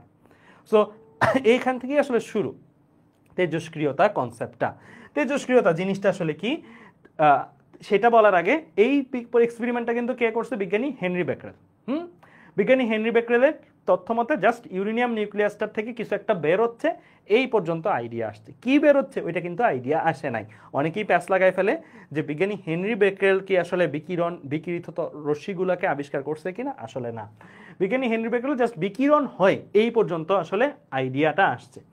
এর পরবর্তীতে বিজ্ঞানী মাদাম কুরি, পিয়েরে কুরি, আরও দুইটা নোটেবল ফিগার এই নিউক্লিয়ার ফিজিক্সে, ওনারা একটা এক্সপেরিমেন্ট করছে বিজ্ঞানী হেনরি বেকেরেলের ওইটার পরে। সেটা কি, লেড একটা ব্লক নিছেন। কেন লেড? কারণ লেড অন্যতম ঘন একটা পদার্থ, মানে ঘনত্ব অনেক বেশি, এখানে এইটার ভেতর দিয়ে তেজস্ক্রিয় রশ্মিগুলো বাইরে বের হয়ে যেতে পারে না, মানে এতটা ঘনত্ব বিশিষ্ট। সো লেড ব্লকস তিনি নিছেন, তারা নিছেন, নিয়ে সেখানে কিছু নিউক্লিয়ার সাবস্টেন্স, মানে ওই যে ভারী মৌল রাখছেন, ইউরেনিয়াম বা এরকম টাইপের রেডিয়াম রাখছিলেন। তো এই জিনিসটা যখন রাখছেন, এইখান থেকে কি বের হচ্ছে, এখান থেকে ওই যে নিউক্লিয়াস থেকে বিকিরণ বের হয়, ভারী নিউক্লিয়াস থেকে, সেই নিউক্লিয়াস থেকে বিকিরণ বের হচ্ছে। তারা কি করলেন, তারা সামনে একটা চুম্বক প্লেস করলেন, সামনে একটা চুম্বক প্লেস করলেন। চুম্বক যখন প্লেস করলেন এই বিকিরণের সামনে, ইন্টারেস্টিংলি তারা একটা জিনিস দেখছেন, সামনে একটা ফটোগ্রাফিক প্লেট রাখে, মানে এটাও ফটো সেন্সিটিভ, ফটো এসে পড়লে বোঝা যায় যে পড়ছে এখানে। চুম্বক রেখে তখন যখন তারা এই রেটাকে পাঠাইছেন, মানে এই বিকিরণটাকে পাঠাইছেন, তখন তারা খেয়াল করলেন যে এখানে 3 ধরনের রশ্মি আসলে বিকিরিত হয়, মানে 3 টাইপস রে আসলে পাওয়া গেছে এই ফটোগ্রাফিক প্লেটে। 3 টাইপস কি কি? একটা হচ্ছে আলফা রে বলা হচ্ছে, একটা বিটা রে বলা হচ্ছে, একটা গামা রে বলা হচ্ছে। তো আলফা, বিটা, গামা, এই 3টাকে আমরা বলি কি, তেজস্ক্রিয় রশ্মি। তাহলে ঘটনাটার নাম কি? তেজস্ক্রিয়তা। ঘটনাটার ফলে কি হয়? মানে বিকিরণ বের হয়। ওই বিকিরিত রশ্মিগুলোকে কি বলা হয়? যে বিকিরিত রশ্মিগুলো বের হয় তাদেরকে বলা হয় তেজস্ক্রিয় রশ্মি। তাহলে ঘটনাটা হচ্ছে তেজস্ক্রিয়তা, ঠিক আছে? মানে এই যে ভেঙে যে বের হচ্ছে, এইটা হচ্ছে তেজস্ক্রিয়তা, আর এইগুলো হচ্ছে আমার তেজস্ক্রিয় রশ্মি। তাহলে এইখান থেকে আমরা সামারাইজ করে আমরা কয়েকটা জিনিস, মানে তাদের এক্সপেরিমেন্ট থেকে আমরা এখান থেকে পাই 3টা টাইপের রে। তারা কিভাবে বুঝলেন?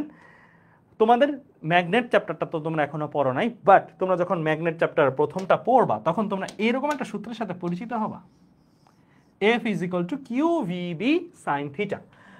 F হচ্ছে চুম্বক বল, QVB sin θ।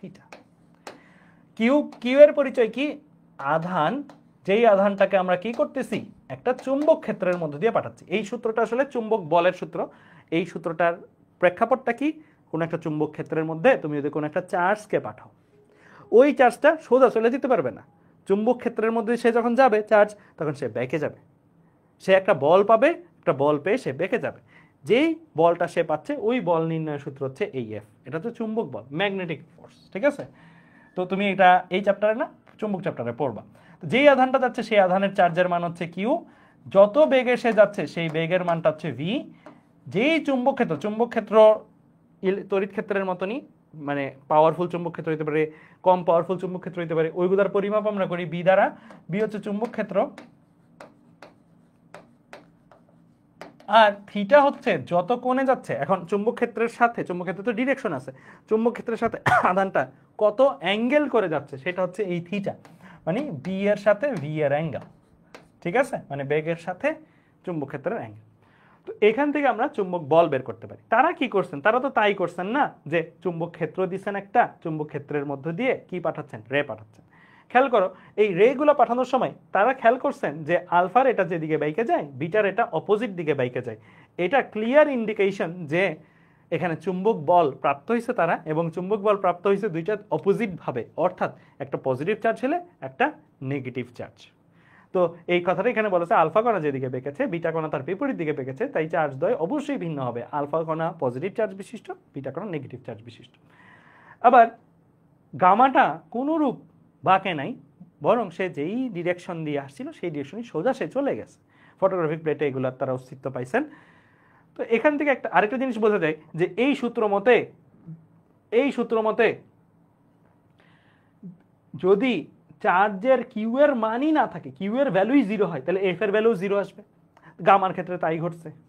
গামার তার মানে কোনো চার্জ নাই, গামা চার্জহীন একটা রশ্মি, যে কারণে গামার ক্ষেত্রে চুম্বক বল আসেনি। সে চুম্বক ক্ষেত্রের মধ্যে দিয়ে গেছে, চুম্বক ক্ষেত্রের মধ্যে দিয়ে কোনো চার্জিত জিনিস গেলেই সে বল পাবে, সে বল পায় নাই, তার মানে সে চার্জিত না, ঠিক আছে? ওরা চার্জিত এবং চার্জের ডিফারেন্ট ভ্যালু আছে, তাই দুইজন দুই দিকে গেছে, দুইজন দুই দিকে বল পাইছে। আবার আলফা কণা যতখানি বেঁকেছে বিটা কণা তার চেয়ে অনেক বেশি বাঁকছে। খেয়াল করে দেখো, আলফা কণা যতটুকু বাঁকছে বিটা কণা তার চেয়ে বেশি বাঁকছে। তো একই চৌম্বক ক্ষেত্রের মধ্যে দিয়ে যাচ্ছে, তা বলা যায় বেগটাও একই রকম। সো তাহলে বলের পরিমাণ যদি ভিন্ন না হইতো তাহলে তো মানে বলের পরিমাণ তো একই রকমের হওয়া উচিত যদি চার্জের মান সেম হয়। মানে এখান থেকে এটা একদম এক্স্যাক্ট না, বাট একটা আইডিয়া করা যায় যে আলফা কণাটা একটু কম বেঁকে গেছে, বিটা কণাটা একটু বেশি বেঁকে গেছে। এটার রিজনটা এমন হইতে পারে যে আলফা কণার ভরটা তুলনামূলক বেশি, বিটা কণার ভরটা তুলনামূলক কম। তবে এটা এভাবে বলা সরাসরি উচিত না, কারণ আলফা কণার চার্জের মান পরবর্তীতে আমরা যখন দেখি এটা হিলিয়াম নিউক্লিয়াস, অর্থাৎ দুইটা প্রোটনের সমান চার্জ তার আছে। On the other hand beta কণা হচ্ছে একটা ইলেকট্রনের সমান চার্জ আছে। সো চার্জের মানগতভাবেও সে বেশি, সো চার্জের মানগতভাবেও সে বেশি হতে ফোর্সের ভ্যালুটা কিন্তু সেম না। আমি ফোর্সের ভ্যালু সেম, বরং আলফা কণার ফোর্সের ভ্যালুটা আরও বেশি হওয়া উচিত। তো আলফা কণার ফোর্সের ভ্যালু বেশি হওয়ার পরও সে বেশি বাঁকে নাই, কম বাঁকছে। তার মানে তার উপরে F is equal two M A, ভরের পরিমাণটা যদি বেশি হয় ত্বরণটা কমে আসবে, ত্বরণটা কমে আসলে সে কম বাঁকবে। তো এইভাবে একটা আইডিয়া করা যায়, যেটার কারণে এখানে এই লেখাটা লেখা। আলফা কণা যতখানি বেঁকেছে বিটা কণা তার থেকে বেশি বেঁকেছে, তাই আলফা বিটা এর তুলনায় ভারী কণা। সো এই তথ্যগুলো হচ্ছে বিজ্ঞানী মাদাম কুরি, পিয়েরে কুরি তারা পাইছেন। এখন আমি সামারাইজ করি, পুরো ঘটনাটা সামারাইজ করি। আমরা তেজস্ক্রিয়তা রিলেটেড এক্সপেরিমেন্টসগুলো দেখলাম, হেনরি বেকরেলটা দেখলাম, মাদাম কুরি পিয়েরে কুরিটা দেখলাম। এখন এটাকে সামারাইজ করলে ফার্স্ট অফ অল হেনরি বেকরেল থেকে আসছে তেজস্ক্রিয়তা ঘটনাটা। এটা কি তেজস্ক্রিয় ঘটনাটা? তেজস্ক্রিয় মৌল হতে স্বতঃস্ফূর্তভাবে কণা এবং রশ্মি নির্গত হওয়ার যে প্রসেসটা আছে সেটাকে বলা হয় তেজস্ক্রিয়তা। ওই যে ইউরেনিয়াম রেখে দিয়েছিল, ইউরেনিয়াম থেকে নিজেই রেগুলো বের হয়েছে এবং ফটোগ্রাফিক প্লেট যেটা ছিল সেটার মধ্যে ঝাপসা হয়ে গেছে। তো এই ঘটনাটাকেই আমরা বলবো তেজস্ক্রিয়তা। এটা কিন্তু নিজে হয়েছে। এখানে ইম্পর্টেন্ট টার্ম হলো এই কয়েকটা, আমি এখানে মার্ক করে দিচ্ছি। এটা একটা স্বতঃস্ফূর্ত ঘটনা, নিজে ঘটবে। এটা উদ্দেশ্যবিহীন, মানে কোনো একটা কিছু বাস্তবায়নের জন্য ঘটতেছে তা না। আবার এটা অবিরাম ঘটনা, অবিরাম বলতে বোঝাচ্ছে এটা টানা চলতে থাকবে, মানে নিজে ঘটতেছে এবং টানা চলতে থাকবে। এটা তাপ, চাপ, তড়িৎ এবং চুম্বক ক্ষেত্র দ্বারা প্রভাবিত হয় না। এই চা খুবই বেশি ইম্পর্টেন্ট এই লেখাটা। অনেকেই প্যাচটা লাগাই ফেলে এই জায়গায়, কি জানো, এই যে রেগুলো আছে আলফা বিটা গামা, তারা চুম্বক ক্ষেত্র দ্বারা প্রভাবিত হইতে দেখছি কি দেখি না একটু আগে আমরা Madame Curie Pierre কুরির এক্সপেরিমেন্টে। Madame Curie Pierre কুরির এক্সপেরিমেন্টে আমরা কি দেখলাম? চুম্বক ক্ষেত্র দিছি, রেগুলা প্রভাবিত হয়েছে কিনা? রেগুলো কি বেঁকে গেছে না? যাওয়ার সময় সোজা যেতে পারছে না, বেঁকে গেছে। তার মানে তেজস্ক্রিয় রশ্মি চুম্বক ক্ষেত্র, তড়িৎ ক্ষেত্র এগুলো দ্বারা প্রভাবিত হতে পারে, বাট তেজস্ক্রিয়তা ঘটনাটা প্রভাবিত হইতে পারে না। আমি যেটা বুঝাচ্ছি এটা, এইখানে যদি চুম্বক ক্ষেত্র দাও বা না দাও, ও রে বাইর করার ও রে বাই করবেই। এইটা হচ্ছে তেজস্ক্রিয়তা।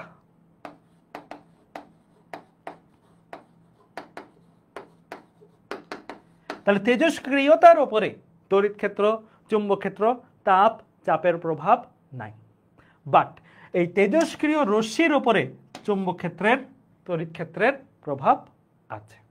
ক্লিয়ার? বুঝতে পারছো? সো এই প্যাচটা লাগাবা না। তোমাকে এমসিকিউতে বলবে এরকম যে তেজস্ক্রিয় রশ্মি নিচের কোনটি দ্বারা প্রভাবিত হয় না বা হয় না। অনেকেই তখন এই বইয়ের এই লাইনটার সুবাদে দেখায় যে তড়িৎ ক্ষেত্র, চুম্বক ক্ষেত্র দ্বারা প্রভাবিত। ভাই তেজস্ক্রিয় রশ্মি বলছে, এটা তেজস্ক্রিয় রশ্মি বললে প্রভাবিত হয়, বাট তেজস্ক্রিয়তা প্রভাবিত হয় কিনা বললে অবশ্যই না। ক্লিয়ার? বুঝতে পারছো? এর জন্য আমি দুইটা সংজ্ঞা আলাদাভাবে দিছি। একটা হচ্ছে তেজস্ক্রিয়তার সংজ্ঞা, আর একটা হচ্ছে তেজস্ক্রিয় রশ্মির সংজ্ঞা। তেজস্ক্রিয়তার সংজ্ঞাটা তো বললাম, জাস্ট ভাঙনটাই হচ্ছে তেজস্ক্রিয়তা, নিউক্লিয়াস ভেঙে গেছে, এটাই তেজস্ক্রিয়তা। আর রশ্মিটা কি? যে সমস্ত পদার্থ হতে ওই এই কণা ও রশ্মি নির্গত হয়, সেই কণা এবং রশ্মিগুলাকে আমরা কি বলবো? তেজস্ক্রিয় রশ্মি বলবো। যেই পদার্থ থেকে নির্গত হয় সেটা হচ্ছে তেজস্ক্রিয় পদার্থ, আর যেই আলফা বিটা গামা এগুলো যে বের হয় এগুলোরে বলা হয় তেজস্ক্রিয় রশ্মি। ক্লিয়ার? বোঝা গেছে? মানে ইউরেনিয়ামটা হচ্ছে তেজস্ক্রিয় পদার্থ, আলফা বিটা গামা এগুলো হচ্ছে তেজস্ক্রিয় রশ্মি। ক্লিয়ার? আচ্ছা, আরেকটা লাইন দেওয়া আছে, এগুলো কাদের হয়? এগুলো কাদের হয়? আমরা একটু আগে একটা টার্ম বলছি যে ভারী নিউক্লিয়াস বিশিষ্ট মৌলগুলোর ক্ষেত্রে ঘটে। সহজ কথায়, যেই মৌলগুলার নিউক্লিয়াস স্টেবল কম, আনস্টেবল, সেগুলোর ক্ষেত্রে এটা ঘটে। যেটা আমরা সিম্বলিক হইতে প্রিয়, তোমরা পিরিয়ডিক টেবিল যখন পড়ছো তখন এই সিম্বলটা দেখছো, রেডিয়েশন। তো এই সিম্বলটা থাকলেই আমরা বুঝি কি ওইটার নিউক্লিয়াসটা স্টেবল না, অর্থাৎ ভেঙে যেতে পারে বা ভাঙবে। সো প্রকৃতিতে প্রাপ্ত সর্বোচ্চ প্রোটন সমৃদ্ধ স্থায়ী নিউক্লিয়াস হলো বিসমা। এগুলো এমসিকিউর জন্য ইম্পর্টেন্ট, কিন্তু বিশেষ করে মেডিকেল ভর্তি পরীক্ষার ক্ষেত্রে। যার পারমাণবিক সংখ্যা কত 83 এবং ভর সংখ্যা কত 209। সো এটা স্থায়ী নিউক্লিয়াস মানে বোঝাচ্ছে এটা ভাঙবে না, এটা স্টেবল। বাট এর উপরে যেগুলো আছে 83-র উপরে 84, 85 এরা যারা আছে তাদের ক্ষেত্রে নিউক্লিয়াসটা আর স্টেবল থাকতে পারে না। কেন স্টেবল থাকতে পারে না এটাও তোমরা একটু আইডিয়া করতে পারবে। সেটা হচ্ছে নিউক্লিয়াসের কথা চিন্তা করো, নিউক্লিয়াসের গঠনকারী উপাদান কি? Proton, neutron. প্রোটন কি? পজিটিভ চার্জ বিশিষ্ট। পজিটিভ চার্জ বিশিষ্ট কণা অনেকগুলা একসাথে থাকলে তারা কি পরস্পরকে একটু হলেও বিকর্ষণ করতে চাইবে না? কাছাকাছি থাকলে বিকর্ষণ করতে চাইবে। নিউট্রন তো নিউট্রাল জিনিস, তো তারা কিন্তু একসাথে আছে দৈবভাবে নাই, একসাথে আছে একটা কারণে আছে। কারণটা কি? নিউক্লিয়াসের বন্ধন শক্তি বলতে একটা জিনিস আছে, মানে নিউক্লিয়াস যে একটা আরেকটার সাথে আছে বাইন্ডিং এনার্জি বলতে একটা টার্ম আছে। এই বাইন্ডিং এনার্জিটা যখন আর পারবে না, মানে অনেক ভারী হয়ে গেলে আর পারতেছে না সে ধরে রাখতে, তখন সে বিক্ষিপ্ত হয়ে যাইতে চাইবে, অর্থাৎ ভেঙে যাইতে চাইবে। আনস্টেবল নিউক্লিয়াস থেকে সে ভেঙে তুলনামূলক ছোট ছোট নিউক্লিয়াসে কনভার্ট হয়ে যাবে। ধরো ইউরেনিয়াম ভেঙে থোরিয়াম, তারপরে আরও রেডিয়াম, রেডন, ছোট্ট নিউক্লিয়াসে কনভার্ট হবে। এই ছোট নিউক্লিয়াসে যখন কনভার্ট হবে, ছোট নিউক্লিয়াসগুলো comparatively more stable, binding energy ধরে রাখতে পারে তাদেরকে, এইটা তারা করতে চায়, যে কারণে তেজস্ক্রিয়তা ঘটনাটা ঘটে আসলে। ঠিক আছে, তাহলে আমরা চলো তেজস্ক্রিয়তা ঘটনাটা শিখলাম। তেজস্ক্রিয়তা ঘটনাটা এক লাইনে যদি তোমাকে বলতে বলে, এক লাইনে বলতে বললে তুমি কি বলবা? তেজস্ক্রিয়তা ঘটনাটা আসলে আর কিছু না, বরং এটা কি নিউক্লিয়াসের ভাঙন। তো তেজস্ক্রিয়তা ঘটনা যদি নিউক্লিয়াসের ভাঙন হয়, এইটাকে মাপামাপি করা উচিত। কয়টা নিউক্লিয়াস ভাঙতেছে? ধর একটা স্যাম্পল আছে, একটা স্যাম্পল, এই স্যাম্পলে অনেকগুলা ধরো কি আছে তেজস্ক্রিয় এলিমেন্ট আছে, তেজস্ক্রিয় পদার্থ আছে। হ্যাঁ, তো এই যে তেজস্ক্রিয় পদার্থ আছে এইটা ভাঙে যাবে, কিন্তু ধরো এই স্যাম্পল আর অন্য স্যাম্পল, দুইটা স্যাম্পল তো সেম না। ধরো এখানে একটা ইউরেনিয়াম আছে 100টা ইউরেনিয়াম, এখানে 500টা ইউরেনিয়াম আছে। দুইটার ক্ষেত্রে তো একই পরিমাণের ভাঙন, একই পরিমাণের রেডিয়েশন আমি পাবো না। কোনটাতে বেশি পাবো, কোনটাতে কম পাবো। এইগুলোকে মাপার জন্য আমরা কিছু একক ব্যবহার করি, এবং যেই বিজ্ঞানীদের নাম আমি বললাম তাদের নামেই এই এককগুলা। তো আমার সাথে সাথে লিখো তোমরা, তেজস্ক্রিয়তা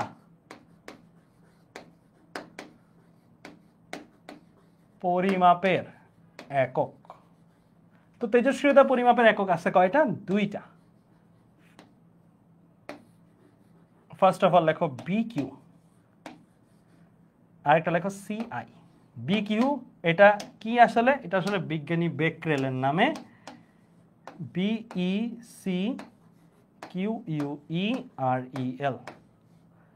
তো বিজ্ঞানী বেকরেলের নামে এটা কি? কুরি, CURIE, বিজ্ঞানী কুরির নামে। সো বেকরেল এর যে ডেফিনিশনটা, মানে কখন আমরা বলবো এই স্যাম্পলের তেজস্ক্রিয়তার পরিমাণ 1 বেকরেল, কখন বলবো? যখন কোন একটা স্যাম্পল থেকে প্রতি সেকেন্ডে বা প্রতি একক সময়ে, এত ইয়া করে 1 সেকেন্ডে লিখে, প্রতি 1 সেকেন্ডে একটি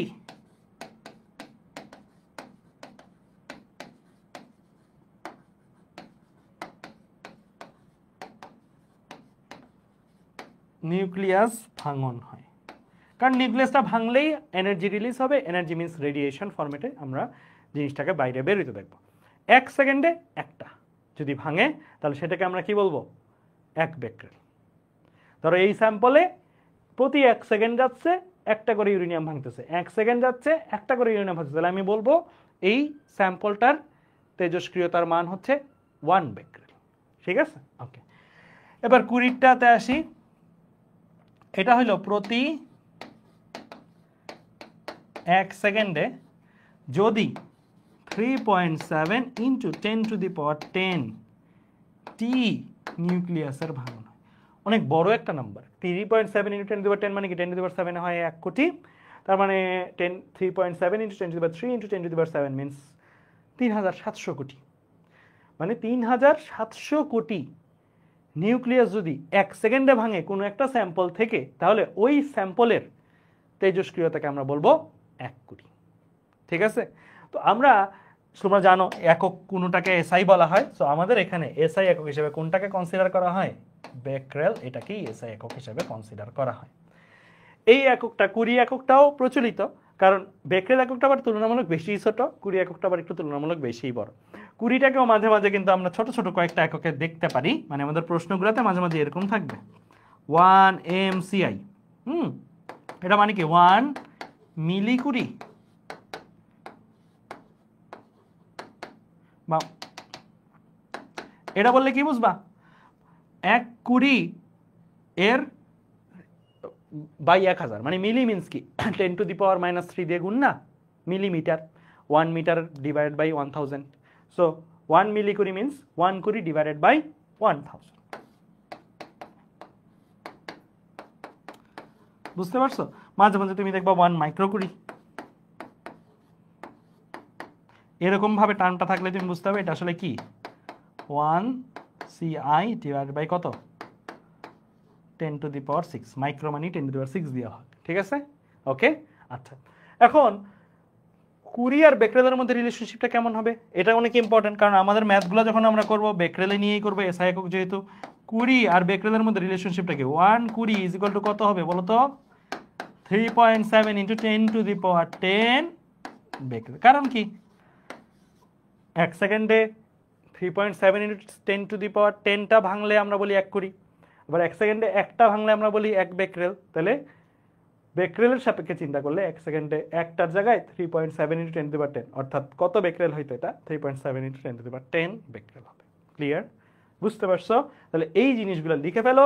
লিখে ফেললে আমরা এরপরে কয়েকটা ছোট্ট এমসিকিউ, দেন আমরা কিছু ম্যাথ করব। মজার মজার কিছু ম্যাথ আছে আমাদের আজকের ক্লাসে। হ্যাঁ, তো ধূপধাপ কিছু এমসিকিউ করে ফেলি। কি বলছে এখানে? তেজস্ক্রিয়তা কি? তেজস্ক্রিয়তা হচ্ছে পরমাণুর নিউক্লিয়াসের স্বতঃস্ফূর্ত ভাঙন। পরমাণুর ভাঙন না কিন্তু ভাইয়া, পরমাণুর নিউক্লিয়াসের ভাঙন। ওকে, সো এটা সাবধান থাকবা। তারপরে আসি আমরা, তেজস্ক্রিয় পদার্থ কয় রকমের? তেজস্ক্রিয় পদার্থ প্রাকৃতিক আছে এমসিকিউর জন্য। এগুলো যা যা দেখাচ্ছি এখন সব এমসিকিউর জন্য, লেখা লাগবে না এগুলো কিছু, এগুলো থাকবে স্লাইডে, পরে তুমি লিখে নিবা। তেজস্ক্রিয় পদার্থ প্রাকৃতিক আছে। প্রাকৃতিক কি? Uranium, radium, thorium. কৃত্রিম আছে আবার কিছু, যেমন ধরো আইসোটোপগুলো নর্মালি হয়, নর্মালি কার্বন 12-6 হয়, অক্সিজেন 16-8 হয়, 12 জায়গায় 14 হলে এটার স্টেবল থাকে না, এটার নিউক্লিয়াসটাও ভেঙে যেতে চায়, অক্সিজেনের ক্ষেত্রেও তাই। এগুলো হচ্ছে আর্টিফিশিয়ালি তেজস্ক্রিয় পদার্থ। তেজস্ক্রিয় রশ্মি আলফা, বিটা, গামা। ওকে, আচ্ছা, লেখা লাগবে না কিছু, ঠিক আছে? আচ্ছা, এরপরে আমি আসি, এই যে আলফা, বিটা, গামা, এরা তেজস্ক্রিয় রশ্মি বা কণা, এরা কিছু সুনির্দিষ্ট ভেদন যোগ্যতা দেখে, মানে ভেদ করে যেতে পারে। তো আলফা সে কিছু পেপারেই আটকায় যায়, বিটা পেপারে আটকায় না, বাট প্লাস্টিক বা এই টাইপের পদার্থগুলোতে আটকায় যায়। গামা দেখতে পাচ্ছ পেপার, প্লাস্টিক এগুলো ভেদ করে যেতে পারে, বাট কনক্রিট, স্টিল বা লেডে আটকায় যায়। লেড কথাটা কেন আসছে দেখতেই পাচ্ছ, যে বিজ্ঞানী মাদাম করি পিয়েরে করি যেই কারণে লেড দিয়ে করছে, কারণ এখান দিয়ে গামাও যেতে পারে না। তো দেখাই যাচ্ছে স্পষ্ট ভেদন যোগ্যতার বেসিসে কার ভেদন যোগ্যতা সবচেয়ে বেশি? কার ভেদন যোগ্যতা সবচেয়ে বেশি? আলফা, বিটা না গামা? গামার ভেদন যোগ্যতা সবচেয়ে বেশি, তারপরে বিটা, তারপরে আলফা। আবার আরেকটা টার্ম হচ্ছে আয়নীকরণ শক্তি। আরেকটা টার্ম হচ্ছে কি? আয়নীকরণ শক্তি বা আয়নীকরণ ক্ষমতা। আয়নীকরণ ক্ষমতা মানে এরা সার্টেন কিছু গ্যাসের মধ্যে দিয়ে যখন যায়, আলফা, বিটা, গামা, ওই গ্যাসটাকে তারা আয়নে কনভার্ট করে ফেলতে পারে। লেটস সে Cl2 মানে ক্লোরাইড, ক্লোরিন গ্যাসটাকে তারা Cl- অর্থাৎ ক্লোরাইডে কনভার্ট করে ফেলতে পারে। এইটার ক্রম আবার অপোজিট। এটার ব্যাখ্যা লাগবে না তোমাদের, জাস্ট কি এগুলা কার কে পাওয়ারফুল, কে কম পাওয়ারফুল সেটা লাগবে, জাস্ট অপোজিট। ভেদন যোগ্যতার বেসিসে গামা সবচেয়ে পাওয়ারফুল, আয়নীকরণ ক্ষমতার বেসিসে আলফা সবচেয়ে পাওয়ারফুল। ক্লিয়ার? বুঝতে পারছো? তাহলে এই হচ্ছে আমার দুইটা এমসিকিউ যেটা তোমাদের কাজে লাগবে। হ্যাঁ, আর আরেকটা জিনিস চার্ট তোমাদের মুখস্থের জন্য দিয়ে রাখতেছি, এটা এখন লেখা লাগবে না, এটাও এমসিকিউর জন্য একটু বলে দেই। আলফা অ্যাকচুয়ালি গঠনগতভাবে কি, আলফা অ্যাকচুয়ালি গঠনগতভাবে আমরা বলি এটা হিলিয়াম নিউক্লিয়াস, মানে হিলিয়াম থেকে তুমি ইলেকট্রন সরাই দাও, হিলিয়াম মৌলটা থেকে তুমি ইলেকট্রন যদি সরাই দাও একটা পরমাণুতে, তাহলে যেই জিনিসটা অবশিষ্ট থাকবে সেটাই হচ্ছে হিলিয়াম নিউক্লিয়াস। অর্থাৎ এখানে দুইটা প্রোটন থাকবে, দুইটা নিউট্রন থাকবে, ভর সংখ্যা হচ্ছে 2 + 2 = 4, আর প্রোটন পারমাণবিক সংখ্যা হচ্ছে 2। তো আলফা আর হিলিয়াম নিউক্লিয়াস বেসিক্যালি অভিন্ন জিনিস। সো গঠনগতভাবে দুইটা প্রোটন দুইটা নিউট্রন থাকে, ভর প্রোটনের ভর নিউট্রনের ভর তুমি ক্যালকুলেটরেও পাবা, ক্যালকুলেটরও আছে এই ভ্যালুগুলা। প্রোটনের ভর নিউট্রনের ভর যদি যোগ করো দুইটা প্রোটন, এই ভ্যালুটা আসবে, এটা হচ্ছে ভরের পরিমাণ। চার্জের পরিমাণ স্বাভাবিকভাবে নিউট্রনের কোনো চার্জ নেই, প্রোটনের চার্জই চার্জ। প্রোটনের চার্জ কত? 1.6 × 10⁻⁻⁹, তাহলে দুইটা প্রোটনের চার্জ, তাহলে 3.2 × 10⁻⁹, মানে দুইটা প্রোটন মিনস 1.6 × 2 × 10⁻⁹, তাই 3.2 × 10⁻⁹ হয়। On the other hand bitter ক্ষেত্রে যদি বলি, বিটা বেসিক্যালি একটা ইলেকট্রন। এখন বলতে পারো যে ভাইয়া এটা কি পরমাণু নিউক্লিয়াসের চারপাশে যে ইলেকট্রন আবরণ করছে সেটাই? উত্তর হচ্ছে না, এটা একটু স্পেশাল কাইন্ড অফ, মানে ক্যারেক্টারিস্টিক ইলেকট্রনের মতন, বাট এটার উৎপত্তি স্থল ডিফারেন্ট। এটা নিউক্লিয়াস ভেঙে তৈরি হওয়া ইলেকট্রন। এই যে এই তিনোটা জিনিস কোথা থেকে উৎপত্তি? নিউক্লিয়াস ভাঙার ফলে উৎপত্তি, মানে নিউক্লিয়াস থেকে এটা আসছে। এখন বলতে পারো ভাইয়া নিউক্লিয়াসে তো ইলেকট্রন নাই, নিউক্লিয়াস আসলে কিভাবে ইলেকট্রনটা আসে আমি ছোট্ট করে একটু লিখে দিই। আমরা যে নিউট্রন জানি, এই নিউট্রন বেসিক্যালি ভাঙলে একটা প্রোটন একটা ইলেকট্রন, মানে যেটা আমরা বিটা বলতেছি, একটা প্রোটন একটা ইলেকট্রন প্লাস একটা অ্যান্টি নিউট্রনও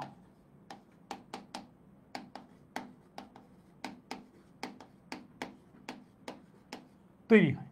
তো নিউক্লিয়াসটা যখন ভাঙে, নিউক্লিয়াসের মধ্যে তোমরা জানো নিউট্রন আছে, ওই নিউট্রনটা ভাঙলে একটা প্রোটন তৈরি হয়েছে, একটা বিটা মিনস ইলেকট্রন তৈরি হয়েছে, আর আরেকটা অ্যান্টি নিউট্রিনো তৈরি হয়েছে। সো এই জিনিসটা আসলে নিউক্লিয়াস ভাঙা ইলেকট্রন, বা নিউক্লিয়াস থেকে ভেঙে যে ইলেকট্রনটা আসছে সেটাকে আমরা বিটা নামকরণ করতেছি, ঠিক আছে? নিউক্লিয়াসের ভেতরে কিন্তু ইলেকট্রন থাকে না, বাট নিউট্রনকে ভাঙলে তৈরি হয়, সেটাই হচ্ছে এটা।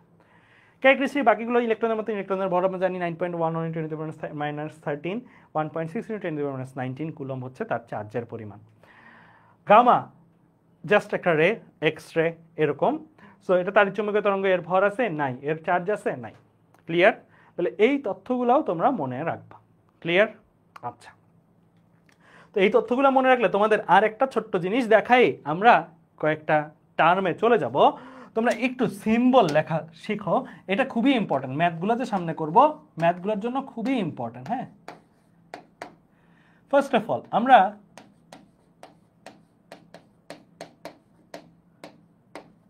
প্রোটনকে কিভাবে লিখতে পারি? হ্যাঁ, প্রোটনকে আমরা লিখতে পারি এইরকম ভাবে যে তুমি এখানে 1, এখানে 1, এখানে প্রোটন বা পি দিতে পারো বা এইচ দিতে পারো, হোয়াট এভার। হ্যাঁ, তারপরে নিউট্রন, কারণ প্রোটনের ভর সংখ্যা 1, শুধু প্রোটন, একটা প্রোটনের কথা বলতেছি। হ্যাঁ, পারমাণবিক সংখ্যা 1।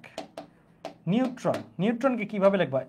ভর সংখ্যা আছে, বাট পারমাণবিক সংখ্যা কি আছে? নাই, 0। তারপরে আসো বিটা বা ইলেকট্রন,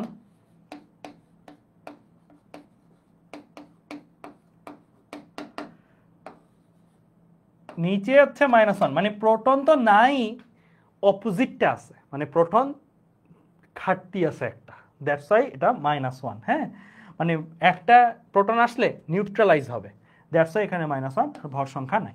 ক্লিয়ার? আচ্ছা, এরপর আসি গামা। গামার ক্ষেত্রে ভর সংখ্যাও 0, প্রোটন সংখ্যাও 0। তাহলে এই টার্মগুলো তোমরা একটু লিখো, এই টার্মগুলো আমাদের ম্যাথগুলো যখন করব অনেক কাজে লাগবে। ম্যাথগুলোর সময় এই টার্মটা খুবই খুবই খুবই কাজে লাগবে, ঠিক আছে? ওকে, ফাইন, লেখা হয়েছে? লেখা হইলে বলিও ভাইয়া, ঠিক আছে? প্রোটন, নিউট্রন, বিটা, গামা, এরপরে আরেকটা জিনিস লিখে দাও, আলফা। হিলিয়াম দিয়ে লিখতে পারো 4, 2, বা এভাবেও লিখতে পারো, বা আলফা দিয়েও লিখতে পারো 4, 2। দুইটা প্রোটন আছে, দুইটা নিউট্রন আছে, দ্যাটস ওয়াই 4, আর এটা হচ্ছে 2। ক্লিয়ার? তাহলে এই জিনিসগুলো আমাদের সামনে যখন ম্যাথ ট্যাপ করবো অনেক কাজে লাগবে, ঠিক আছে? ওকে, তাহলে আমরা একটা ছোট্ট এমসিকিউ করে ফেলি। বলো এটার অ্যান্সার কি হবে? এটার অ্যান্সার কি হবে বলো? কি বলছে? ভেদন ক্ষমতার ক্রম অনুসারে আলফা, বিটা, গামা এর বিকিরণগুলা কোন ক্রমে থাকবে? আমরা একটু আগেই বলছি যে ভেদন ক্ষমতা অনুসারে গামা সবচেয়ে পাওয়ারফুল, এরপরে সবচেয়ে লাস্টে থাকবে আলফা, আর বিটা হচ্ছে সবসময়ই মাঝখানে। আচ্ছা, এখন আমরা দুইটা জিনিস ছোট্ট থিওরি লিখবো, এরপরে আমরা সরাসরি ম্যাথে চলে যাব। সবাই দুইটা টার্ম লিখো, আলফা ক্ষয়, আরেকটা লেখো বিটা ক্ষয়। ওকে, একটা রিঅ্যাকশনও লিখো আমার সাথে সাথে, আলফা ক্ষয় রিঅ্যাকশন। কি লিখলাম? রেডিয়াম। রেডিয়ামের ভ্যালুগুলো দাও, 88, 226। এখন এইটা থেকে একটা আলফা ক্ষয় হয়েছে, আমি কি লিখছি? আলফা ক্ষয় হয়েছে। আলফা ক্ষয় হওয়া মানে হচ্ছে একটা হিলিয়াম নিউক্লিয়াস চলে যাওয়া। এখন আলফা ক্ষয় হয়ে কিছু একটা জিনিস তো থাকবে, তার কিছু একটা জিনিস থাকবে না? কিছু একটা জিনিস তো থাকবে। কি থাকবে এটা ধরো জানি না, আমি এটা জানি না, এটা বের করতে চাই, এটা বের করা যাবে। কোনো একটা তেজস্ক্রিয় মৌল থেকে আলফা ক্ষয় চলে গেলে কি জিনিস থাকবে সেটা আমরা বের করতে পারবো ইজিলি। আমি এক্স এ জেড নিউক্লিয়াসের যে সাধারণ সংকেতটা আছে সেটা লিখতে পারবো। লিখে আমি ধরো এই ভ্যালু, এই জিনিসটা কে এটা জানতে চাই। এটা জানতে চাইলে উপায়টা কি? দেখো, উপরে যে নাম্বারসগুলো লিখছে এগুলো কি ভর সংখ্যার নাম্বার, নিচে যেই নাম্বারসগুলো লিখছে এগুলো কি পারমাণবিক সংখ্যার নাম্বার। আমরা এতদিন পর্যন্ত কেমিস্ট্রিতে বিক্রিয়ার সমতা করছি, এখন আমরা নিউক্লিয় বিক্রিয়ার সমতা করব, যেটা কেমিস্ট্রির বিক্রিয়ার সমতার চেয়ে অনেক অনেক সহজ। ওখানে কি জারণ বিজারণ অর্ধ বিক্রিয়া অনেক ঝামেলা করে করতে হয়। ফিজিক্সের, নিউক্লিয়ার ফিজিক্সের যে সমতাগুলো এগুলো একদম ইজি। জাস্ট তুমি দুইটা জিনিস করবা, ভর সংখ্যার সমতা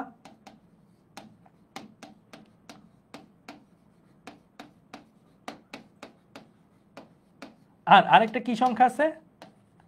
পারমাণবিক সংখ্যার সমতা। মানে তোমার দুইটাই ইকুয়েশন আসবে, দুইটা ইকুয়েশন বানাইলে তুমি যে কোনো বিক্রিয়ার সমতা করে ফেলতে। তো চলো ভর সংখ্যার সমতা করি। ভর সংখ্যা বাম পাশে কত আছে ভাইয়া? 226। ডান পাশে কত আছে ভাইয়া? 4। ভর সংখ্যাগুলো নিচ্ছি কেমন। আর এটা কত আছে? এ আছে। জাস্ট তুমি দেখে দেখে বসাচ্ছ, প্লাস না মাইনাস। হ্যাঁ, প্লাস থাকলে প্লাস, বামেরটা বামে, ডানেরটা ডানে। এ চলে আসবে না? আসবে কি না? আসবে। কত আসছে ভাইয়া? 222। তাহলে এইটার আমরা ভর সংখ্যা পেয়ে গেছি। একইভাবে পারমাণবিক সংখ্যাটা করি চলো। পারমাণবিক সংখ্যার সমতা নিচে কত? 88 বাম পাশে। এটা কত? 2। এটা কত? জেড। তাহলে এখান থেকে আমরা জেড পেয়ে যাব না? জেড পেয়ে যাব। জেড কত আসবে? 88 বিয়োগ 2, দ্যাট মিনস আসবে 86। তাহলে আমার এইখানে যেই বান্দাটাই আছে তার পারমাণবিক সংখ্যা হইল কত? 88। ভর সংখ্যা কত? 222। আর এটা কত? 86। তাহলে এখন এই জিনিসটা আসলে কে? তোমরা হয়তো বলতে পারো ভাই আমি কি এখন পারো পিরিয়ডিক টেবিল মুখস্থ করবো? না ভাই, কয়েকটা মুখস্থ রাখলেই হবে। রেডন, পোলোনিয়াম, থোরিয়াম, এগুলা তো তুমি দেখবে এটা রেডন চলে আসছে, আর এন মানে এইটা দেখে রিকগনাইজ করছি আমি। হ্যাঁ, এইটা দেখে রিকগনাইজ করছি। সো রেডন চলে আসছে। তাহলে এই যে আমরা বিক্রিয়াটা লিখলাম এটা হচ্ছে একটা আলফা ক্ষয় বিক্রিয়া, এবং সাথে সাথে তোমাদের আরেকটা জিনিসও শিখাই দিছি, আলফা ক্ষয় বিক্রিয়ায় কিভাবে সমতা করতে হয়। শুধু আলফা ক্ষয় বিক্রিয়া না, ওভারঅল যত নিউক্লিয়ার বিক্রিয়া আছে সবগুলো নিউক্লিয়ার বিক্রিয়ায় সমতা এইভাবেই করতে হয়। ভর সংখ্যার সমতা, পারমাণবিক সংখ্যার সমতা, বাম পক্ষ ডান পক্ষ জাস্ট ব্যালেন্স করে আননোনটা বের করা। এই তো চলো এবার বিটা দিয়েও আরেকটা জিনিস করি, তাহলে তোমাদের জন্য জিনিসটা ইজি হয়ে যাবে, মানে সমতাটাও শিখাই ফেলা হবে। আমি একটা লিখি, থোরিয়াম 234, 90। এখান থেকে একটা বিটা ক্ষয় হয়ে গেছে, মানে বিটা চলে গেছে। আমরা জানি বিটার এটা কত? -10। এই জিনিসগুলো জানাটাই সবচেয়ে ইম্পর্টেন্ট ছিল আর কি। তো বিটা চলে গেছে, তাহলে কে থাকবে? আমি জানি না কে থাকবে, যেই থাকুক তার এক্স ধরলাম এ। একইভাবে ভাইয়া আমরা করতে পারবো কিনা? পারবো। একইভাবে পারা যাবে কিনা? ইয়েস যাবে। আমরা ভর সংখ্যার সমতা লিখি, 234 বাম পাশে, এখানে 0, এখানে এ। তাহলে এ ইজ ইকুয়াল টু কত আসতেছে? 234ই আসতেছে। তারপরে ভর সংখ্যাতে আসি, 94 বাম পাশে, -1 এ পাশে, -1 হলে কিন্তু -1ই দিতে হবে ভাইয়া। তারপরে বি, বি মিনস 0 দিতে পারো, পি বা জেড এটা কোনো ম্যাটার করে না, সমস্যা নেই, আমি জেড দিচ্ছি কারণ তোমরা জেড দিয়ে শিখে আসছো। তাহলে জেড বের করবো, জেড কত আসবে 90 ওপর চলে গেল 91 চলে আসবে। তাহলে আমি এই জায়গায় যদি লিখি তাহলে আমার এটা কত আসছে, আলটিমেটলি আসছে যে 234 91। তাহলে এইটা হচ্ছে আমার কি প্যালাডিয়াম বা PA, ঠিক আছে। সো PA আমার এটা চলে আসছে। তোমার যদি নাম তুমি বলতে পারো ভাই এগুলোকে মুখস্থ করবো কিনা, ভাই আমি এতদিন পর্যন্ত যা টিচিং করছি বা স্টুডেন্ট হিসেবে যখন কাজ করছিলাম, আমার কখনো এইটা থেকে এটা মুখস্থ করতে হয়নি, এটা টিচার হিসেবে আমি পড়াচ্ছি। বাট তোমার পরীক্ষা হলে এটা দেওয়া থাকবে, এটা দেওয়া থাকবে কে জাস্ট এই ভ্যালুসগুলো জানতে চাইবে, বুঝছো, এই ভ্যালুসগুলোই তোমার আসলে জানতে চাইবে। ওকে, ক্লিয়ার। তাহলে আমরা আলফা ক্ষয় বিটা ক্ষয় শিখে গেছি। এখন বিটা ক্ষয় নিয়ে একটু একটা জিনিস বলে যাই, খেয়াল করে দেখো তো, ওর থেকে একটা জিনিস ক্ষয় হয়েছে, ক্ষয় হয়ে দেখতে মনে হচ্ছে ক্ষয় হয়েছে না বাড়ছে, কি মনে হচ্ছে দেখে? মনে হচ্ছে না যে আরে ও তো আরো ক্ষয় হওয়ার পরে আরো বড় হয়ে গেছে। ভ্যালু দেখো 234 আছে, 90টা বাইরে আরো 91 হয়ে গেছে। এটার রিজনটা কি, কেন হয় জানো? এটার রিজনটা কি একটু আগে বলছি আমি। এটার রিজনটা কি, ওই যে নিউট্রন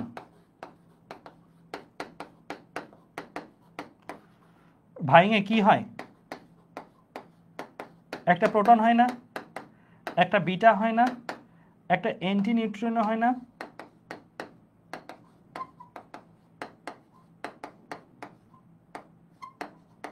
খেয়াল করো, আমার 234 এই নাম্বারটার মধ্যে প্রোটন সংখ্যাও আছে, নিউট্রন সংখ্যা আছে। একটা নিউট্রন ধরো ভাঙে গেছে, একটা নিউট্রন ভাঙে গেছে, ওই নিউট্রনটা ভাঙে 234 থেকে একটা কমে যাওয়ার কথা, কমে গেছে, একটা নাম্বার 234 থেকে মনে মনে ধরো কমে গেছে, নিউট্রন ভাঙে গেছে। বাট এই নিউট্রনটা যখন ভাঙছে একটা প্রোটনও তো সে তৈরি করে দিয়ে গেছে। তাহলে একটা প্রোটন তৈরি হওয়ার অর্থ হচ্ছে কি, ভর সংখ্যাটা বাড়ানা, মানে একটা প্রোটন, আগে তো ছিল কত প্রোটন 90, এখন একটা প্রোটন আরো এক্সট্রা তৈরি হয়েছে নিউট্রন ভাঙার ফলে। তাহলে একটা ভর সংখ্যা কম ছিল, আবার একটা প্রোটন বাইরে যাওয়ায় একটা ভর সংখ্যা বাইরে গেল। তাহলে প্লাসে মাইনাসে কি এইটার কোনো চেঞ্জ হবে? হবে না, 234 ছিল 234ই থাকবে, রাইট। ভর সংখ্যার ক্ষেত্রে নিউট্রন কমে গেছে, ভর সংখ্যা কমে গেছে, নিউট্রন কমে নিউট্রন ভাঙে প্রোটন তৈরি হয়েছে, তাহলে আবার ভর সংখ্যাটা যেটুকু কম ছিল ততটুকু আবার বাড়াই দিয়ে গেছে, তাই না? তো এটা তাই চেঞ্জ হয়নি। অন্য ধরেন প্রোটন সংখ্যা, এটা আগে 90 ছিল, নিউট্রন ভাঙার কারণে একটা প্রোটন ওভারঅল বাড়ছে, 90 তো 90 এর জায়গায় আছে, প্লাস আরেকটা নিউট্রন ভাঙার ফলে প্রোটন বাড়ছে, দ্যাটস ওয়াই 91 হয়েছে। ক্লিয়ার? নাম্বারগতভাবে বেশি মনে হলো, এটা কিন্তু ভরগতভাবে ডেফিনেটলি কম হবে কিছুটা হইলো, কারণ এখানে বিটাটা চলে গেছে, অ্যান্টি নিউট্রনও চলে গেছে, তাই না? সো এই হচ্ছে আমার কি ব্যাখ্যাটা। সো তোমাকে যদি বলে যে কেন বিটা ক্ষয়ের ক্ষেত্রে পারমাণবিক সংখ্যা বৃদ্ধি পায়, তুমি জাস্ট এই লাইনটা ঠিক মতো লিখতে পারছো কিনা এটাই ম্যাটার করবে, ঠিক আছে? ওকে ফাইন, তাহলে আমরা এই পর্যন্ত বুঝে গেলে একটা এমসিকিউতে যাই, বলছে বিটা ক্ষয়ের সাথে কোন চার্জহীন কণা নির্গত হয়। আমি একটু আগে দেখাইছি তোমাদেরকে, অ্যান্টি নিউট্রিনো, এক্সামে ইম্পর্টেন্ট আসতে পারে এমসিকিউতে। ক্লিয়ার? আচ্ছা, এরপরে আসি, এইখানে ধূপধাপ দুইটা জিনিস করে ফেলো তো, কত আসবে? আলফা ক্ষয় বিক্রিয়া দিয়ে বলছে এটা কত, ভ্যালুটা কত, তোমাকে এটা যদি বের করতে বলে পরীক্ষার হলে প্রশ্নগুলো এরকম হবে। হ্যাঁ, এটা 4, এটা 2 আমরা জানি। হ্যাঁ, তাহলে আমরা ভরের সমতা যদি করি তাহলে কি আসবে? 208, এটা কত জানি না, এটা ধরো এ ধরলাম, এটা জেড ধরলাম। হ্যাঁ, তাহলে 238 is equal two A plus 4। তাহলে এখান থেকে এ চলে আসবে না, এ চলে আসছে কত? 234 চলে আসছে। তাহলে এটা কত? এটা কত? 234, 2, 3, 4। আচ্ছা, এবার আসি জেডটা বের করব। জেডটা বের করি। জেড বাম পাশে কত? পারমাণবিক সংখ্যার সমতা করতেছে 92। এটা কত? জেড নিচের গুলো আর কি। হ্যাঁ, প্লাস এটা কত? 2। এখান থেকে জেড চলে আসবে না, জেড কত আসতেছে ভাইয়া? 92 বিয়োগ 2, দ্যাট মিনস আসবে 90। তাহলে আমি এইটাও লিখে ফেলতে পারবো না? এগুলো এমসিকিউ আসলে ফটাফট দিয়ে ফেলবা, একদম সহজ এমসিকিউ, ঠিক আছে? তাহলে এটা হচ্ছে 90, শেষ, আমার প্রথমটা ডান। এবার আসি নিচেরটাতে, এটা লিখে ফেলবা আর কি, তাহলে তোমার জন্য সুবিধা হবে। 0, -1, এইটার টার্মে পারমাণবিক সংখ্যা কত, ভর সংখ্যা কত, এটা লিখে ফেললে তোমার আর চিন্তা নেই। তাহলে এটা দেখো 131 বাম পাশে, এটা ধরলাম এ, এটা ধরলাম, এটা তো 0, হ্যাঁ, তাহলে এটা কি আসবে 131ই আসবে, 131। এবার আসি ভর সংখ্যা দিয়ে, এটা কত 53, এখানে এটা ধরলাম কি z, এটা কত -1, তাহলে ultimately z is equal two কত আসছে, -1 ওর পাশে চলে গেলে 54 আসবে, তাহলে এটা কত 54, শেষ। তাহলে এটা ইজিলি আমরা করে ফেলতে পারবো। এখন চলো আমরা কিছু ম্যাথ দেখি কিভাবে আসলে পরীক্ষা হলে আসবে, এইভাবে আসবে। এগুলো কিন্তু সুপার ইম্পর্ট্যান্ট ভাইয়া, কারণ এই চ্যাপ্টারটার পড়াশোনা কিন্তু এখান থেকেই, আগে যা পড়াইছি, আগে মিন্স হচ্ছে পরমাণু মডেল, ওইগুলো খুব বেশি ইম্পর্ট্যান্ট না, আসলে এই জায়গাগুলো থেকে আসবে।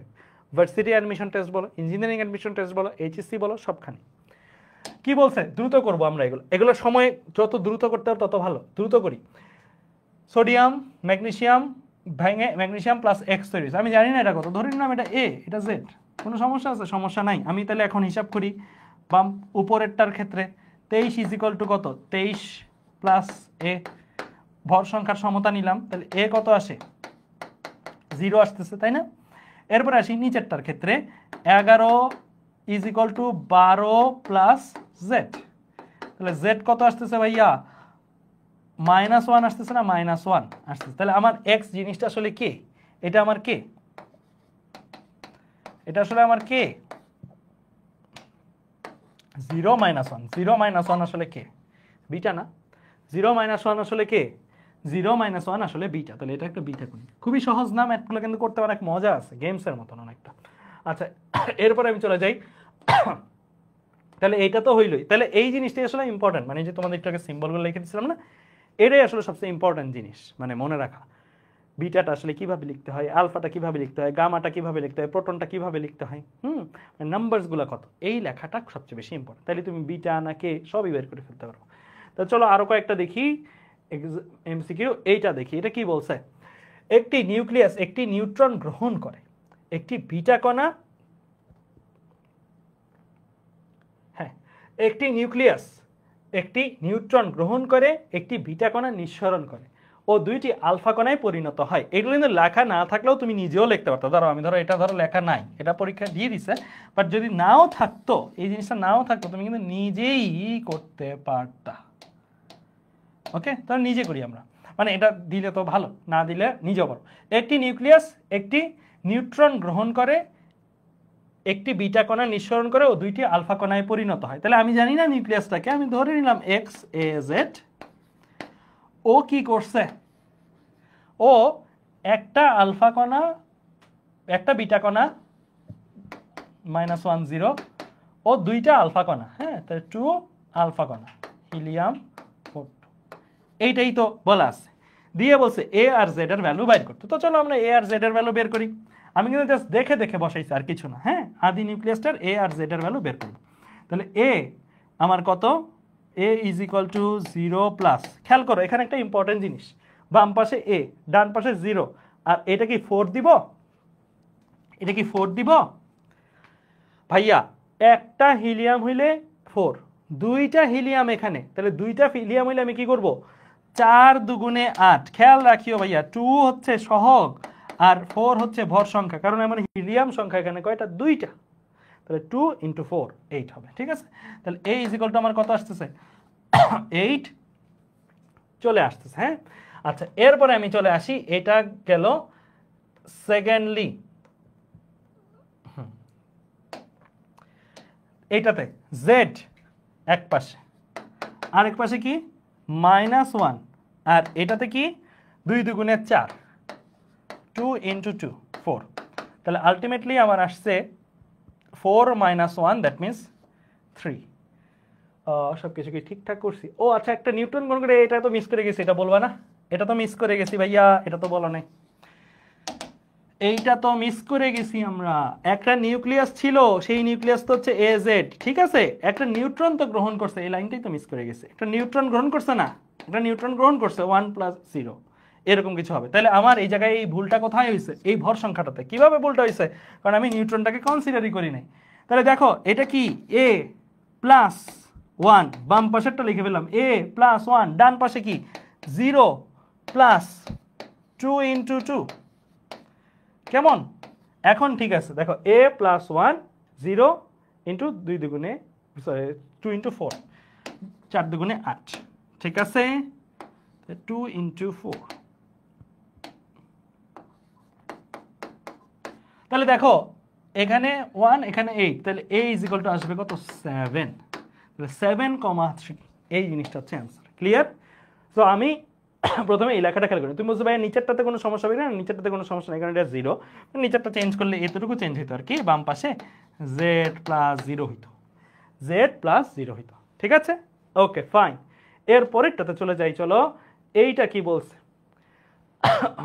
24 সোডিয়াম নিউক্লিয়াসটি ক্ষয়প্রাপ্ত হয়ে 24 ম্যাগনেসিয়াম নিউক্লিয়াসে পরিণত হয়। এখানে কি ধরনের ক্ষয় হয়েছে? তাহলে 24 সোডিয়ামের ক্ষেত্রে আমরা জানি 11, তারপরে ম্যাগনেসিয়াম 24, ম্যাগনেসিয়ামের ক্ষেত্রে আমরা জানি 12। বলছে এখানে কি ধরনের ক্ষয় হয়েছে, মানে এটা আলফা ক্ষয় হয়েছে, বিটা ক্ষয় হয়েছে, না কি হয়েছে, মানে এটা কি জিনিস বের হয়েছে? আমি জানি না এটাতে এক্স কত, এ জেড দিলাম। তাহলে এটা তুমি বের করে ফেলতে পারবা, 24 = 24 + a, তাহলে a চলে আসছে 0। তারপর একইভাবে নিচেরটাতে 11 = 12 + z, তাহলে z চলে আসছে তোমার কত, 11 - 12, দ্যাট মিনস -1 আসবে, -1। তাহলে আলটিমেটলি এক্সটা হচ্ছে কে 0 উপরে, নিচে -1, তার মানে সে আর কেউ না, সে কে বিটা, সে কে বিটা। ক্লিয়ার? বুঝতে পারছো? আচ্ছা, এরপরে আমরা চলে যাই এইটা দেখি। হ্যাঁ, এখানে কি বলছে? একটি জনক নিউক্লিয়াস, কে জনক নিউক্লিয়াসটা এক্স, এম হচ্ছে ভর সংখ্যা, এন হচ্ছে পারমাণবিক সংখ্যা, একটি আলফা ও বিটা নিঃসরণ করলো। একটা আলফা মিন্স হিলিয়াম 42 আর দুইটা beta, that means 2 beta means -1 0 নিঃসরণ করলো। দুইটা নিউক্লিয়াসটা কি হবে? দুইটা নিউক্লিয়াস মানে আরো একটা কিছু রিলিজ হয়েছে, এ জেড। এখানে একটা জিনিস বলে রাখি ভাইয়া, যে ভাঙে সেটাকে আমরা জনক নিউক্লিয়াস বলি। জনক মিন্স পিতা, মানে মাদার, মানে ফাদার বা মাদার হোয়াট এভার। আর এটা হচ্ছে দুহিতা, দুহিতা মিন্স ডটার, বুঝছো? মানে যে ভাঙে সে হচ্ছে জনক, যে গঠিত হয় সে হচ্ছে দুহিতা। ক্লিয়ার? ওকে। তো আমার কাছে দুইটা নিউক্লিয়াসটা কে সেটা জানতে চাইছে। সো আমি দুইটা নিউক্লিয়াসটা বের করি। তাহলে ভর সংখ্যার সমতা যদি করি, তাহলে m = কত 4 + 2 × 0, মানে এই যে 4 2 × 0 + a, তাহলে এটা কত আসে m - 4 আসবে। a = আসছে কত m - 4। কেমন? এবার নিচেরটা করি, n = 2 + 2 × -1, 2 × -1, এই যে 2 -1 ছিল, 2 × -1 প্লাস z, তাহলে আলটিমেটলি আসবে কত z, 2 পজিটিভ 2 নেগেটিভ, 2 - 2 0 চলে আসবে, তাহলে z = n আসতেছে। তাহলে আমি যেই নিউক্লিয়াস দুহিতাটা পাচ্ছি সেই দুহিতাটার অবস্থা কি, a z ছিল, a আর z এর ভ্যালুগুলো বসাই দিই, a আর z এর ভ্যালুগুলো যদি বসাই দিই, a এর ভ্যালু হচ্ছে কত m - 4 আর z এর ভ্যালু কত n, এরকম কিছু। তো আমার এখানে অপশনে আমি খুঁজবো কোনটা, তো z দিয়ে আছে, x দিয়ে আছে, একই কথা, x দিয়ে লেখা z দিয়ে লেখা একই কথা, মানে এটা তো আমি ধরে নিছি, তাই না? এটা তো আর কোনো সংকেত না, এটা তো ধরে নিছি, এটা x বলো z বলো একই কথা। সো আমার এখানে দাগাবো হচ্ছে কোনটা, এটা। ক্লিয়ার? সি নাম্বার হচ্ছে আমার অ্যান্সার। ক্লিয়ার? ওকে। আচ্ছা, তাহলে আমরা এই জিনিসটাও পারবো ইনশাল্লাহ। এইটা দেখি, এটা একটা মজার জিনিস। এটা কি বলতেছে দেখো, খেয়াল করো। আমরা নিচের নিউক্লিয় বিক্রিয়ায়, এই যেখানে একটা নিউক্লিয়ার বিক্রিয়া দেওয়া আছে, বলছে নিঃসৃত আলফা ও বিটা কণার সংখ্যার সমষ্টি কত, মানে আলফা কয়টা বেরিয়েছে, বিটা কয়টা বেরিয়েছে, এগুলো আমার হিসাব করতে হবে। দেখো এটা অনেক মজার। তো আমি ইউরেনিয়াম লিখলাম 238, লিখলাম 92 লিখলাম, এখান থেকে লেড 214 82। আমি জানি না আলফা কয়টা বেরিয়েছে, বিটা কয়টা বেরিয়েছে। আমি ধরে নিলাম আলফা আমার বেরিয়েছে লেটস সে এক্স পরিমাণ আলফা বেরিয়েছে, আলফা মিন্স 42, এবং আমার বিটা বেরোইছে হচ্ছে ওয়াই পরিমাণ আমার বিটা বেরোইছে। আমি জানি না আলফা কয়টা বেরিয়েছে, বিটা কয়টা বেরিয়েছে, আমি ধরে নিছি। কোনো সমস্যা আছে? কোনো সমস্যা নাই। আমার টার্গেট হচ্ছে এই ম্যাথে এক্স আর ওয়াই বের করা। তো এক্স আর ওয়াই যদি বের করতে চাই খুবই সহজ, কিন্তু তুমি ভর সংখ্যা সমতা করো 238 ইজ ইকুয়াল টু কত 214 প্লাস এক্স সংখ্যক আলফা, তার মানে জিনিসটা কি হবে এক্স ইন্টু 4 আসবে। ওই যে একটু আগে আমরা 2টা হইলে 2 ইন্টু 4 দিতাম সেরকমই। তারপরে এটা কি ওয়াই ইন্টু 0 আসবে, রাইট, ওয়াই ইন্টু 0। এখান থেকে দেখো তুমি এক্সটাকে বের করে ফেলতে পারো কিনা, ইজিলি বের করা যাবে না। 238 বিয়োগ 214 ডিভাইডেড বাই 4, তাহলে 238 থেকে 214 বাদ দিলাম, ডিভাইড বাই 4, আমি এক্স বের করতেছি আর কি। হ্যাঁ, তাহলে আসছে আমার 6। তাহলে 6টি আমি কি এখান থেকে বলতে পারি 6টা আলফা কণা নির্গত হয়েছে, কারণ এক্স এর ভ্যালুই তো আলফা কণার সংখ্যা। একইভাবে আমি ভর সংখ্যা দিয়ে করছি, পারমাণবিক সংখ্যা দিয়ে করি, তাহলে বাম পাশ হচ্ছে 92, ডান পাশ হচ্ছে 82 plus X into 2, Y into -1, Y into -1 দিয়ে আমি এখান থেকে এক্স এর ভ্যালুটা বসাই দিয়ে, এক্স এর ভ্যালুটা তুমি বসাই দাও, একটু আগে বের করছো 6 বসাই দিয়ে তুমি ওয়াইটাকে বের করা যাবে না, ওয়াইটাকে বের করা যাবে, ওয়াইটাকে বের করো। তাহলে 92 বিয়োগ 82 বিয়োগ 12, কারণ 6 দুগুণে 12, হ্যাঁ 12 দিলে তাহলে এটা হচ্ছে -2 আসে, তাহলে ওয়াই ইজ ইকুয়াল টু কত 2 চলে আসবে। তাহলে এখানে -2 is equal to -y, Y equal to 2 চলে আসবে। তাহলে আমি কি পাইলাম, আলফা কণা কয়টা 6টি আলফা কণা ও 2টি বিটা কণা। তাহলে আমার এখানে জানা যাচ্ছে মোট কয়টা আলফা আর বিটা কণা, মানে আলফা আর বিটা কণার সমষ্টি। তাহলে 6 যোগ 2, দ্যাট মিনস আমার হবে অ্যান্সার কত 8। আমার অ্যান্সার কত হবে 8 হবে। ক্লিয়ার, বোঝা গেছে? তাহলে আমরা এই টাইপের ম্যাথগুলো কিন্তু ইজিলি আরামসে করে ফেলতে পারবো। তোমাদের হোমওয়ার্ক দিই কয়েকটা, এইটা হোমওয়ার্ক নিজেরা করবা, এক একটা সমীকরণ ধরে নিয়ে তারপরে তোমরা জাস্ট সিম্পলি করে ফেলবা, আমি সলভ দিয়ে রাখবো। এটা তোমাদের হোমওয়ার্ক, একটু স্ক্রিনশট উঠাবা, আমি স্লাইডে দিয়ে রাখবো সবগুলাই হোমওয়ার্ক। হ্যাঁ, এইটা হোমওয়ার্ক, একই রকম, সব একই রকম। হ্যাঁ, তারপরে এইটা হোমওয়ার্ক,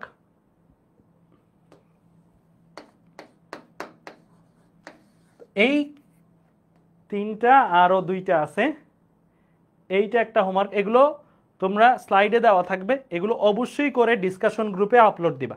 এগুলো মজার ম্যাথ করতে, এই 5টা ম্যাথ দিচ্ছি টোটাল তোমাদের, 5টা না 6টা দিচ্ছি টোটাল, 6টা। তো এই 6টা করতে তোমার বড় জোর 10 মিনিট লাগা উচিত, মানে 6টা মিলাই আর কি। 10 মিনিটের কাজ অবশ্যই নিজেরা করে সাবমিট করবা, সলিউশন দেওয়া থাকবে স্লাইডে। ঠিক আছে, সলিউশন দেখবা না স্লাইড থেকে, আগে প্রশ্নটা দেখে করবা, তারপরে সলিউশনের সাথে মিলাবা। কেমন? ওকে ফাইন, তাহলে আজকে এই পর্যন্তই রাখি। আল্লাহ হাফেজ তোমাদের সবাইকে। ইনশাল্লাহ মঙ্গলবারে তোমাদের সাথে আবার দেখা হচ্ছে। আমরা যেই রেটে আগাচ্ছি চ্যাপ্টারের পড়ানোটা, আমরা ইনশাল্লাহ 5 ক্লাসের মধ্যেই শেষ করতে পারবো।